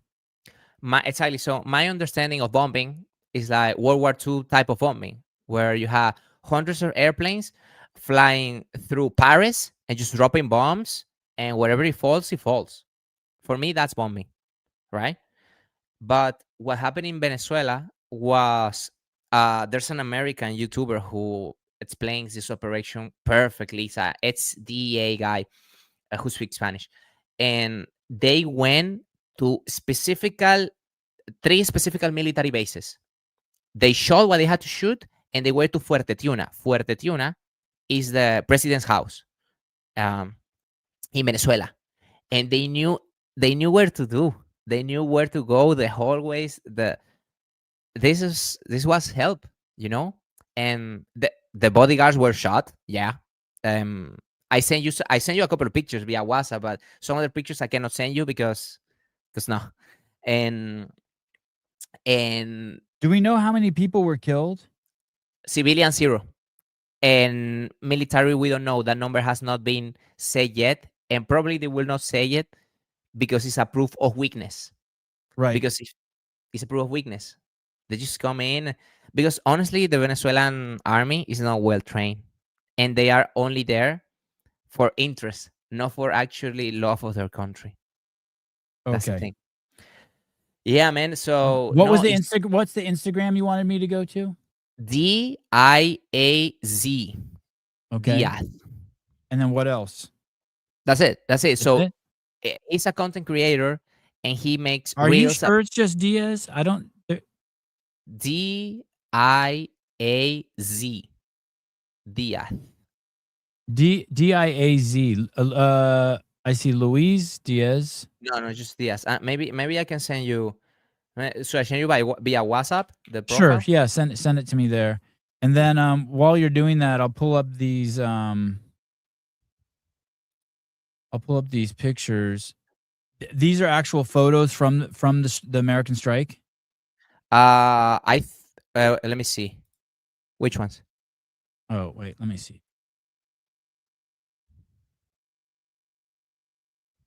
This. Yeah, yeah, yeah, yeah. This is in La Carlota. La Carlota is a military base. Yeah, these are actual photos that I got sent from my friend. This is not a person who was there and took it. No media, no nothing. Okay, and the others are very similar. Just it look like very direct hits Yeah, yeah, to cars and military vehicles. Um, yeah. It was precise. It was precise.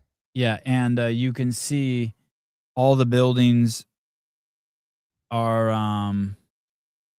in perfect shape in the background. Yeah, but I'm going to find also as well. Yes, exactly. So This guy this right here, this one. maybe, yeah. Reinaldo Díaz, correct. Yeah. Oh, sí, gracias. Gracias, perro. Do you know Um, who that is? yeah, he's a like No, a the guy in the chat. Do you know who that is? Ozzy Gonzalez. I don't, but I guess he's Venezuelan. Ozzy is very Venezuelan. Probably his name is Osvaldo, and he's go short by Ozzy. It's very popular in Venezuela. Ronaldo Diaz, filmmaker. Is he a filmmaker and photographer? Yeah, correct. So I Okay, just wanted to like show you, I don't know, maybe just one reel. Uh, please. Yep, let's do it. the one that says volver, the one that says go down. Yeah, the second, that one that says volver a casa. This one in the middle. The one, so no, so on top, go a little bit higher. I can see your screen. Yeah, you see the mountain and the blue sky. Volver Volver a a casa. casa. Yeah, play that one. Okay. Yeah, so he made this because this is Venezuela. This is my country. Like this is the real people. This is what we've been missing for years. Like, I know that people outside of Venezuela just see the news of Maduro and that, but actually, all of us right now, volver a casa means going back home. All So of us, it's some of the most beautiful jungle and oceans on planet Earth, if not the most beautiful. some, yeah, Like we hear about Colombia. Like we always hear about co- Colombia being like yeah, eco correct, like orgasm, like just the wildlife and the yeah, correct, water and exactly. everything.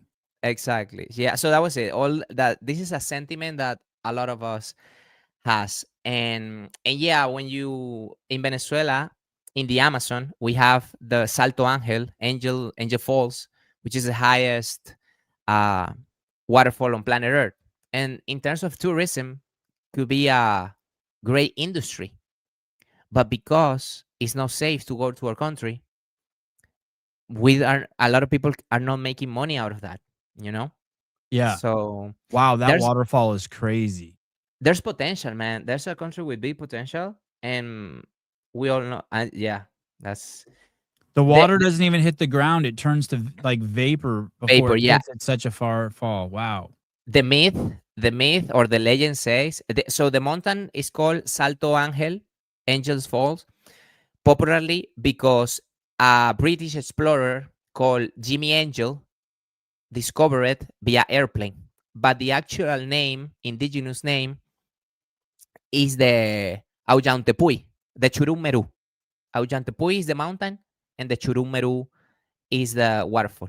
And the legend says that when you touch the wall of the waterfall, you just feel the energy of the planet. These are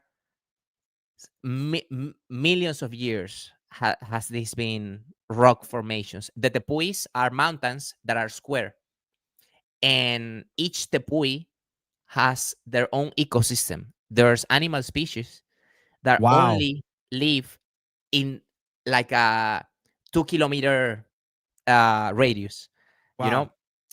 And these things in Brazil, there are also some tepuis in Colombia as well. And the tourist industry in those countries is a little bit healthier than it is in Venezuela. So many people know about this and they travel to Brazil. It's a popular destination. Venezuela could be one of these popular destinations. It was in the past, but not anymore. So, Jose, let me ask you this. This is way off subject. How did you find CrossFit?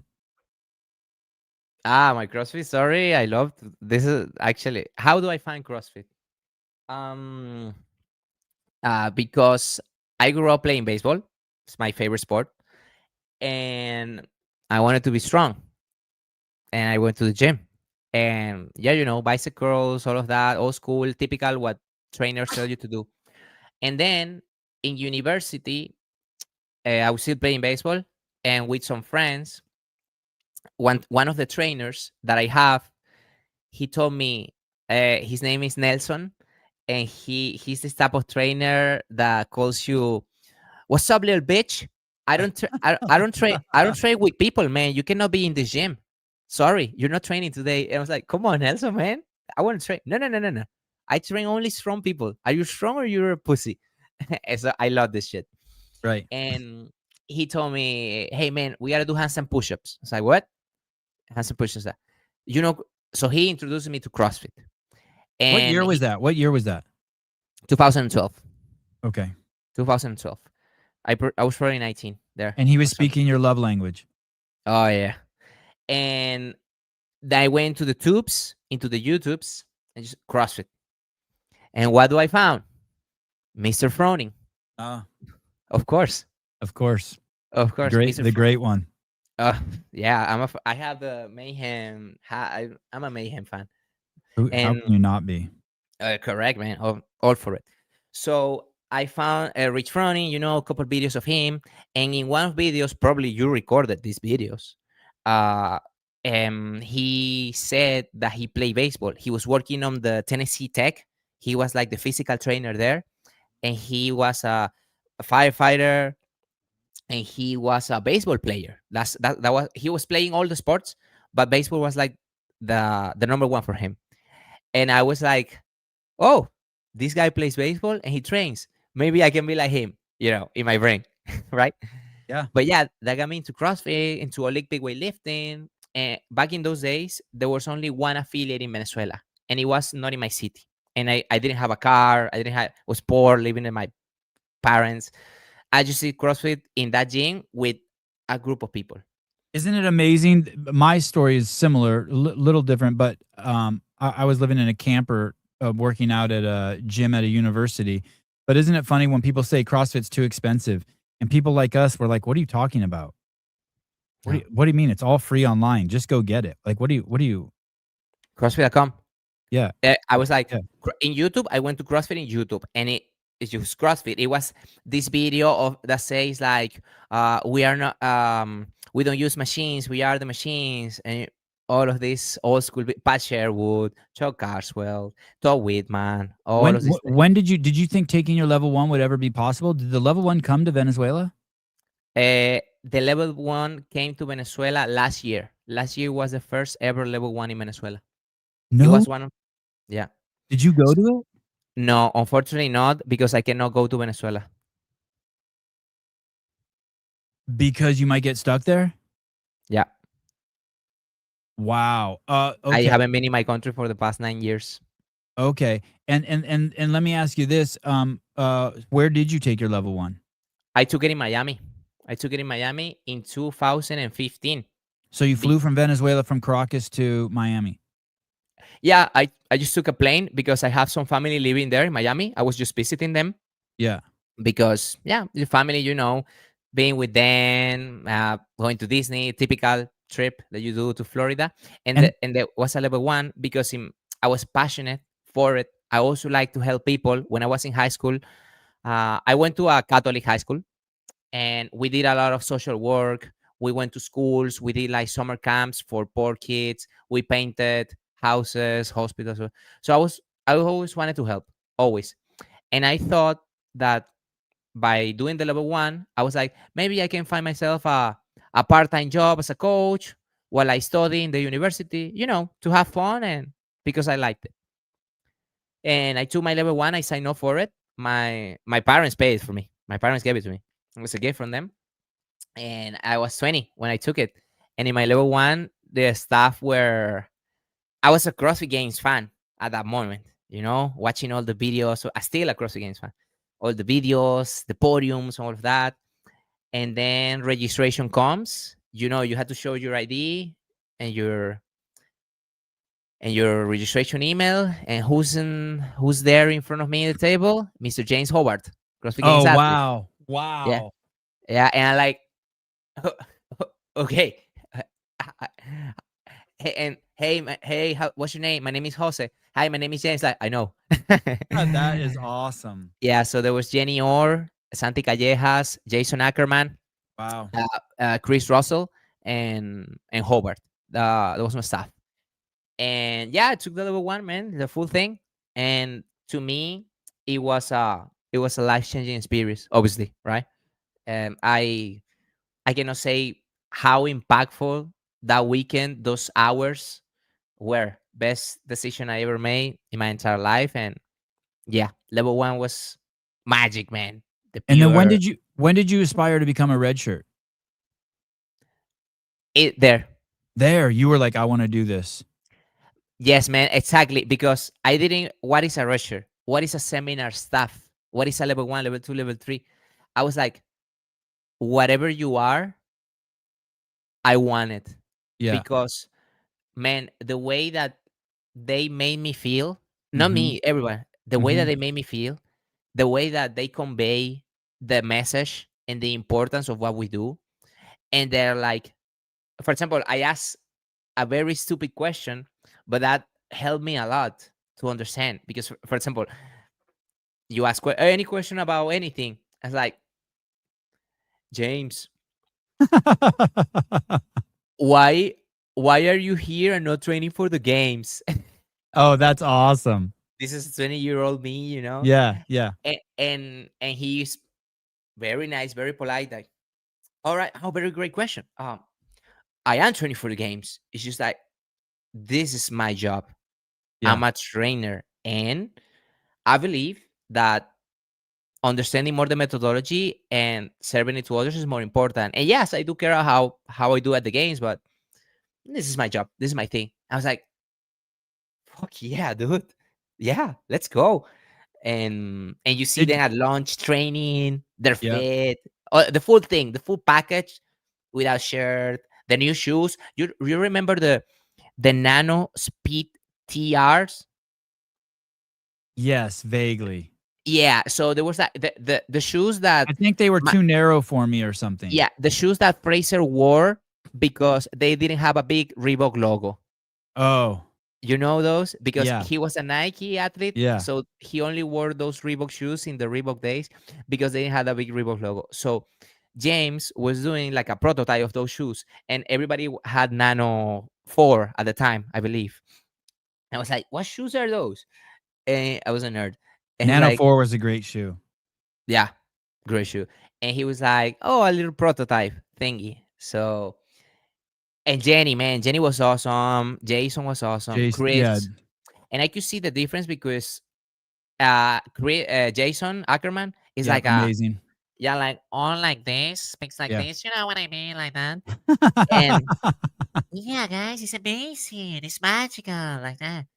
And but then you had James Hobart, who is like well poised, more chill, you know. Yeah. And all of them can display the criteria of a great trainer. And I understood that, man, this is not like a American thing because when you are from South America, you idolize Europe and North America. These are the developed countries, and we are the South American countries. We are the underdeveloped. But I saw Santi Callejas, who is Colombian and was also on staff, and he is a rock star as well. He owns a gym called Riptide CrossFit in Fort Lauderdale, successful gym. And I saw him, and he was like speaking Spanish with me, Colombian Spanish, hanging, having fun, making jokes. And it's like, man, I can. This is a thing that I can do. You know, Oh, like so you knew there. Did you ask anyone when you were there? Did you say, "Hey, what would it take for me to become a level 1 trainer?" not there yet. No. At that moment, I just didn't thought it was possible. I just in my brain, a seed was planted.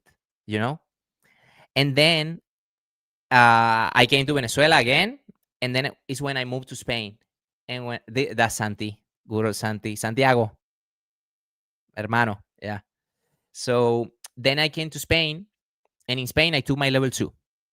This is exactly 1 year after, so 2015 level one, 2016 level two, and my level two I did it in Madrid, and there was Pedro Pereira, Matt Evans, Nono, and Nat Diaz, some European people. Yeah, yeah. And these are rock stars as well, and Yep. and they and the legend, the myth of being a seminar staff, build more into it because it's like, oh my god, they are like this in everywhere. They are and Greg Triple G, Greg Di Martino or Greg Martino, American guy who came for that seminar. I don't know So him, but I do think I know. Did you say Matt Evans? Matt Evans, yeah, Yeah, he's pretty amazing. Matt Evans is the man. Yeah, Yeah, he's he's cool. been around forever. He's been around, yes, like Carl Sedman, you know. Uh, so uh, then I took the level two, and they give you feedback. You know, hey, do this, do that. You suck at this, but that's okay. We still love you. And that's when I ask, hey guys, like, how do you become this mat? Yeah, very good. Yeah, he's great. And that's Jenny, right? No, that's another Is art. it's Jenny's hair, Yeah, yeah, yeah. but not Ah, no, it's Jenny. not. That's Kat. No, that's Kat. That's Kat. That's Kat from Austria. Catherine Elias is also on staff. Yeah, she's a flow Wow, master from Austria. Yeah, she's a flow master. she's a flow master. Yeah, yeah. Okay, They're go on. So at the level 2, you're like, hey, how do I get on the team? correct. Exactly. I asked to Matt, and Matt told me, well, you had to do your level three. You had to send an email to apply. Everybody can apply. I'm telling it out there. If you're level three, everybody can apply. And basically that's it.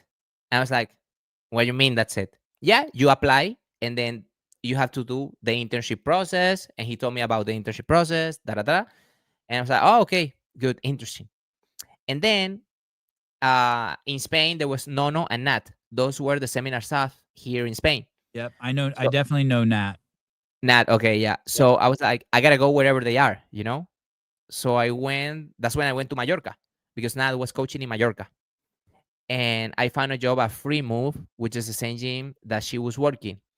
And she was just a coach there, no owner or anything. And Free Move, man, it's one of the most special CrossFit gyms on planet Earth. It's the pure CrossFit culture. We went number one in Spain for open signups in 2 years in a row. Always more than 150 people signing up for them up. So Free Move CrossFit. Did you just show up there knowing she was there? Did she know you were coming? Yeah. I did. I just Okay, so I go went there ahead. looking for a job. Wow. Yeah, that's Free Move.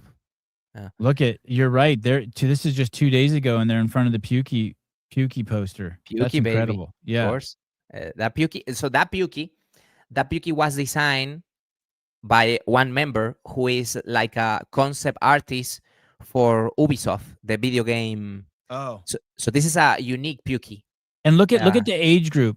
There's someone in there who's 3 years old and there's someone in there who's 70 years old. Yeah, man. So if you zoom in, you see the red shirt guy, the red I shirt wish guy. Yeah, I wish I knew how to zoom in. I can't. No For some problem. reason. So the girl to the right, that's Marta Jurado.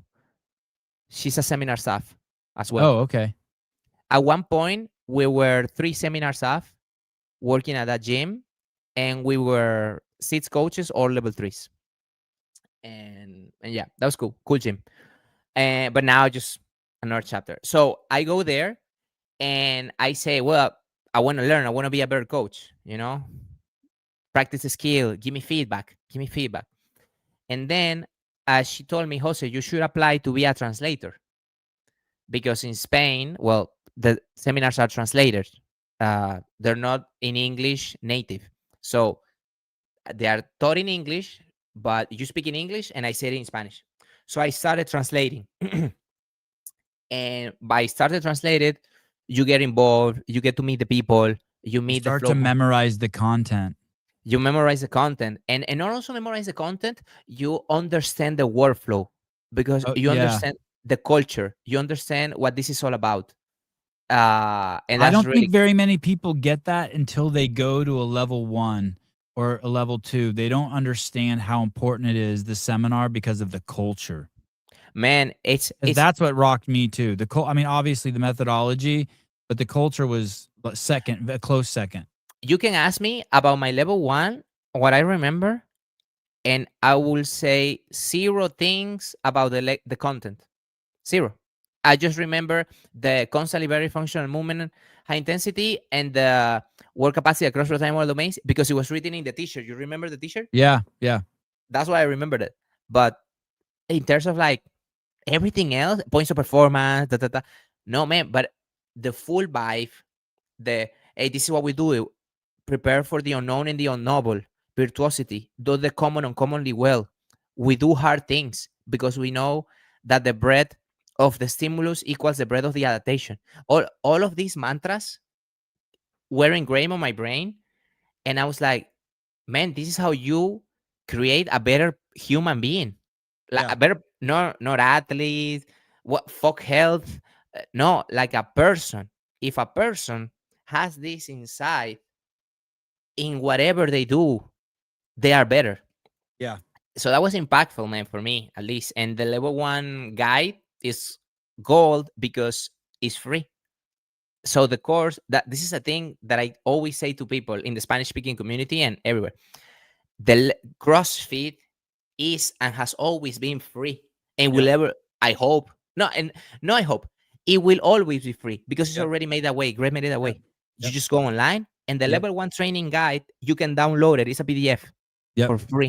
yep, What's not free is the course right, because in the course, you get the exposure of the coaches and the coaches need to get paid. It's a job. yeah, It's a, it's a high quality service. This is the right, best beef. yep. But the content of the level one will and forever had to stay free. This is real socialism. If you want to go, if you want to go, Well, yeah, Greg has said from the beginning when he used to teach the seminars, anyone with a 12 years old with who can use the internet can get all my content for free. But if you want the hands-on coaching, come to the level one. And that's what you guys have chosen to do. But it's all free on the internet. And then so you did your internship, and then and you got the job.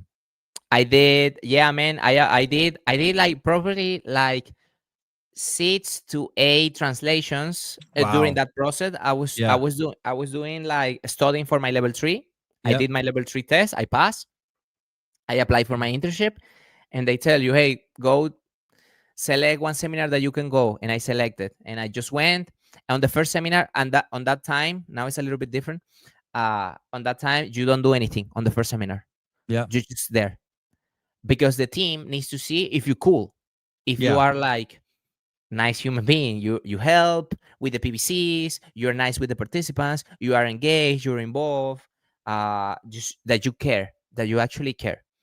And yeah, if we say if you don't pass the first internship, it's because you suck as a person. You're just bad dude. And then on the second one, you had to teach one movement on each, one squat or one deadlift and one press. And then they give you feedback. And then you move to another one until if you're good to go, well, they recommend you into staff. But they recommend you into staff. The final call is from the higher ups. The flow masters just recommend. And and so I got kid. I didn't make it at the first time. I got sent back. I did two Wow. interns. I did Wow. two internship, and I got sent back by a flow master, and he told me, Jose, you're not there yet, bro. Like you don't have it. I can, yeah. This you just don't have it. This is the things that you need to work on, and you can work on it. And if you want to try it again, it's always the doors open. Take at least 6 months, and they send you an email. They send this email to the higher ups in CrossFit, and it's up to you. And many people don't Yeah. try I agree. again. Yep. Yep. That's the first filter. That's the first Yep. filter. Do you really want it? It's, and I put a schedule. This story is a repeated story because many of my fellow colleagues from staff had something similar. And then I tried again, and I did 4 internships more, and got Four in. more. Yeah, total 6. Wow. Yeah, and I love that, man. That Wow. one that was one That's of the perseverance, man. That is no, but I perseverance. well, but there's some fellow trainers that had done 9, and Wow. some other that had done only 3. So Yeah. Yeah. the process is the process. For each one is different, but it's good, man. It's fun. It's humbling. And how you improve by receiving feedback and by being open to feedback. That's the way that you improve. Going to somebody that's better than you and asking, hey, tell me how can I be better? And they will tell you, and then you apply it. And that's it. It's not rocket science. What we do is pretty simple. It's not easy, but it's really simple. Do you have a second job in Switzerland? I'm a coach at a CrossFit gym. Okay, so you're immersed completely in CrossFit. Yeah, I'm a CrossFit trainer, man. This is my life. Yeah, CrossFit trainer. Yeah. Yes, yes, yes. Well, I do many things, but everything is around CrossFit. What I and what's the name of the gym you coach at? Oaf. OUF. OUF. CrossFit Oaf. And did you know you were going to get the job before you moved to Switzerland? Yeah, I came for the job. I came because of them. They reached out to me. I reached out to them. They were having an opening, and because the current situation in Spain is turning into Venezuela, I decided I gotta get out of there. So it's good. I'm happy. They have a nice culture here. Bunch of level threes as well. This is one of the good gyms. One of the they get it. They had three gyms. They had CrossFit Lees, CrossFit Langenthal, and CrossFit Oaf, and I work at Oaf. Let me ask you this final question. Do you think the European Union is going to break up? No, You don't. I don't. You think they have too much of a strong stranglehold on it? Yes, us European. I'm Venezuelan, but I'm also a Spanish citizen. I as a European, I don't want it to break up. You don't want it to break up. No, man, the European Union is great. It's It amazing. is. Okay. It's amazing being here. There are some countries that are a little bit being bad apples right now. It is true. There are some others that are keeping it up, like Poland, Portugal. They're setting examples. So Spain right now, so not so much. France right now, not so I much. guess that's the thing. It seems like Europe has fallen under the beginning of a one world order because of the European Union. Whenever I hear the leaders there speak, I hear things that are quite depressing. Like we can't have the First Amendment, we can't have freedom of speech because it's too dangerous, and things like that. And enforcing countries to take immigrants even if they don't want them, and fining them. Like I heard, like Poland's taking a $50 million a day fine and things like that. So I just get, when I see the European Union, I see what they're doing, how they enforce the COVID policies without letting the countries decide, by themselves. I just get, it seems like almost like the UN, like they've overstepped their bounds. Yes, although in every single country there are people who are not pro big bosses in Europe, when Angela Merkel was ruling, and right now Belgium is collapsing a little bit. Spain right now is the worst. I Spain, heard Germany sounds like it's in big trouble too. yeah, Germany is also in big trouble too. And right now there's this, like everything, it's a counter movement. I was talking about this yesterday with my friends, like when you go too much to this side and then this other side gains strength and then wants to push this side, but then again a little more time of this side, then this side comes back. And that's the game that they're playing right now. They play too much time being the lefty, being wokey, and now they found out this is not the way. And thankfully there are some good movements that are coming up. For example, in Spain there's a politician called Albice Perez, and he has his political party. The name is amazing. In Spanish is Se acabó la fiesta, which means the party is over. That's the name of the political party. Oh, wow. And he is a eurodiputado. So in the European Parliament, he has a position representing Spain, because the Spanish people voted for him, and he's not subject to neither left or right. He's just exposing all of the crimes across Europe, and his salary as a eurodiputado, he donates it every single Oh, month. He wow. donates it every single month to a random people on Instagram, because he's rich, he has a lot of money, and he says, "Guys, listen, you are very stupid." He says, he says, "You're very stupid because my salary is like 15,000 euros a month, plus I get 10,000 in travel expenses, plus I get a private driver. And every time that I come here to the parliament. I just sign up that I assisted, and that's 500 euros more. You know who's paying for all of this? You, with your fucking stupid taxes, little bitches. You stupid. Look at my fancy clothes. What are you doing? You working there, you cleaning the street. He's doing this in a sarcastic manner, Yeah. but then he says, now you understand? These are the leeches. This is the reality. Politicians building this, he calls it chiringuitos. Chiringuitos is like fake organizations, company that is just like, no, Yeah. let's organize ourselves to organize some other stuff that they are going to organize something else, Yep. which are going to organize more stuff. Yep. But then the real population is like, for example, you had in Spain, the Ministry of Equality and all of these things. And in Spain, what's happening is that we have like 300,000 politicians for a population lower than Germany, and Germany has 70,000 politicians, Was which more Spain the country where like 50 politicians died right before the election one year? This last year? Was that Spain? I don't know. No, Oh, no, okay, okay, no, okay. no, not that I can recall. Yeah, crazy stuff. Spain's cool to be. Spain's cool to live. I still believe that the culture might be one of the most fun on planet Earth, but the political situation right there is not the best. Hey, I'd keep me posted on Venezuela. I'm very glad I finally got to meet you face to face. Well, sort of. And thank you for everything you do for CrossFit. Community's lucky to have you. You're a great representation of the red shirts. You're everything that they've always been, brother.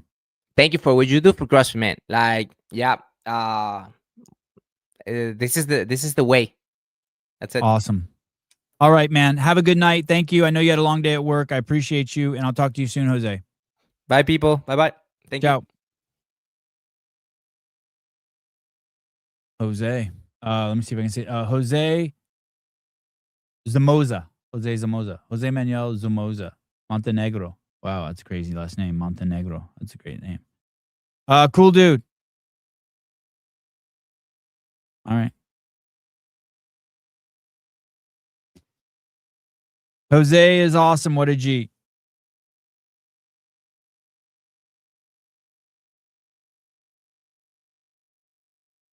Give it another generation. We'll see how it looks. Alex, anytime, buddy. All right. I turned the heat too high in here. Sweating balls. Chicago Bears play the Detroit Lions tomorrow from Kill Taylor. No. Yeah, tomorrow I have Maddie on from Kill Taylor. She has one of the top gyms in the world. CrossFit gyms in the world. We'll have her on. Tuesday, we have Corey on. Corey works at the border saving children from getting raped and kidnapped. Greg Glassman on Wednesday. Nicole Christensen, also one of the top gyms in the world, CrossFit Roots in Colorado. We have her on. On the 9th, I'm trying to get Blair Morrison and Ben Alderman on, founders of the NorCal Classic. One of my favorite, most memorable CrossFit events I've ever attended. Hopefully we can figure out how to stream that again this year. Then Saturday, Kill Taylor. And then Johnny, gym owner from Europe, one of the best gyms in Europe, biggest gyms in Europe. And then following Wednesday, Greg Glassman. And then Thursday, next Thursday, we have Lydia Fish. Hopefully I can get Rich Froning on here soon. Got a weight loss story on the 19th, Kevin Gainey. I'm going to load up January with interviews. I think I'm done talking. I need a break. Fuck you, David. I'm not even going to look at the comments. I just fuck you. All right.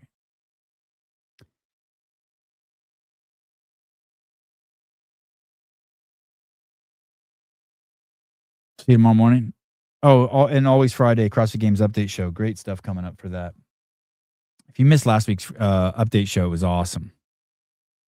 You know what's funny is I was on the phone with Taylor before that CrossFit Games update show, and we were talking, and I got off, and my son's like, "Are you and Taylor fighting?" because we were just fucking we were just arguing like crazy. All right. I will see you guys Monday. Thanks everyone for your support. Love you guys.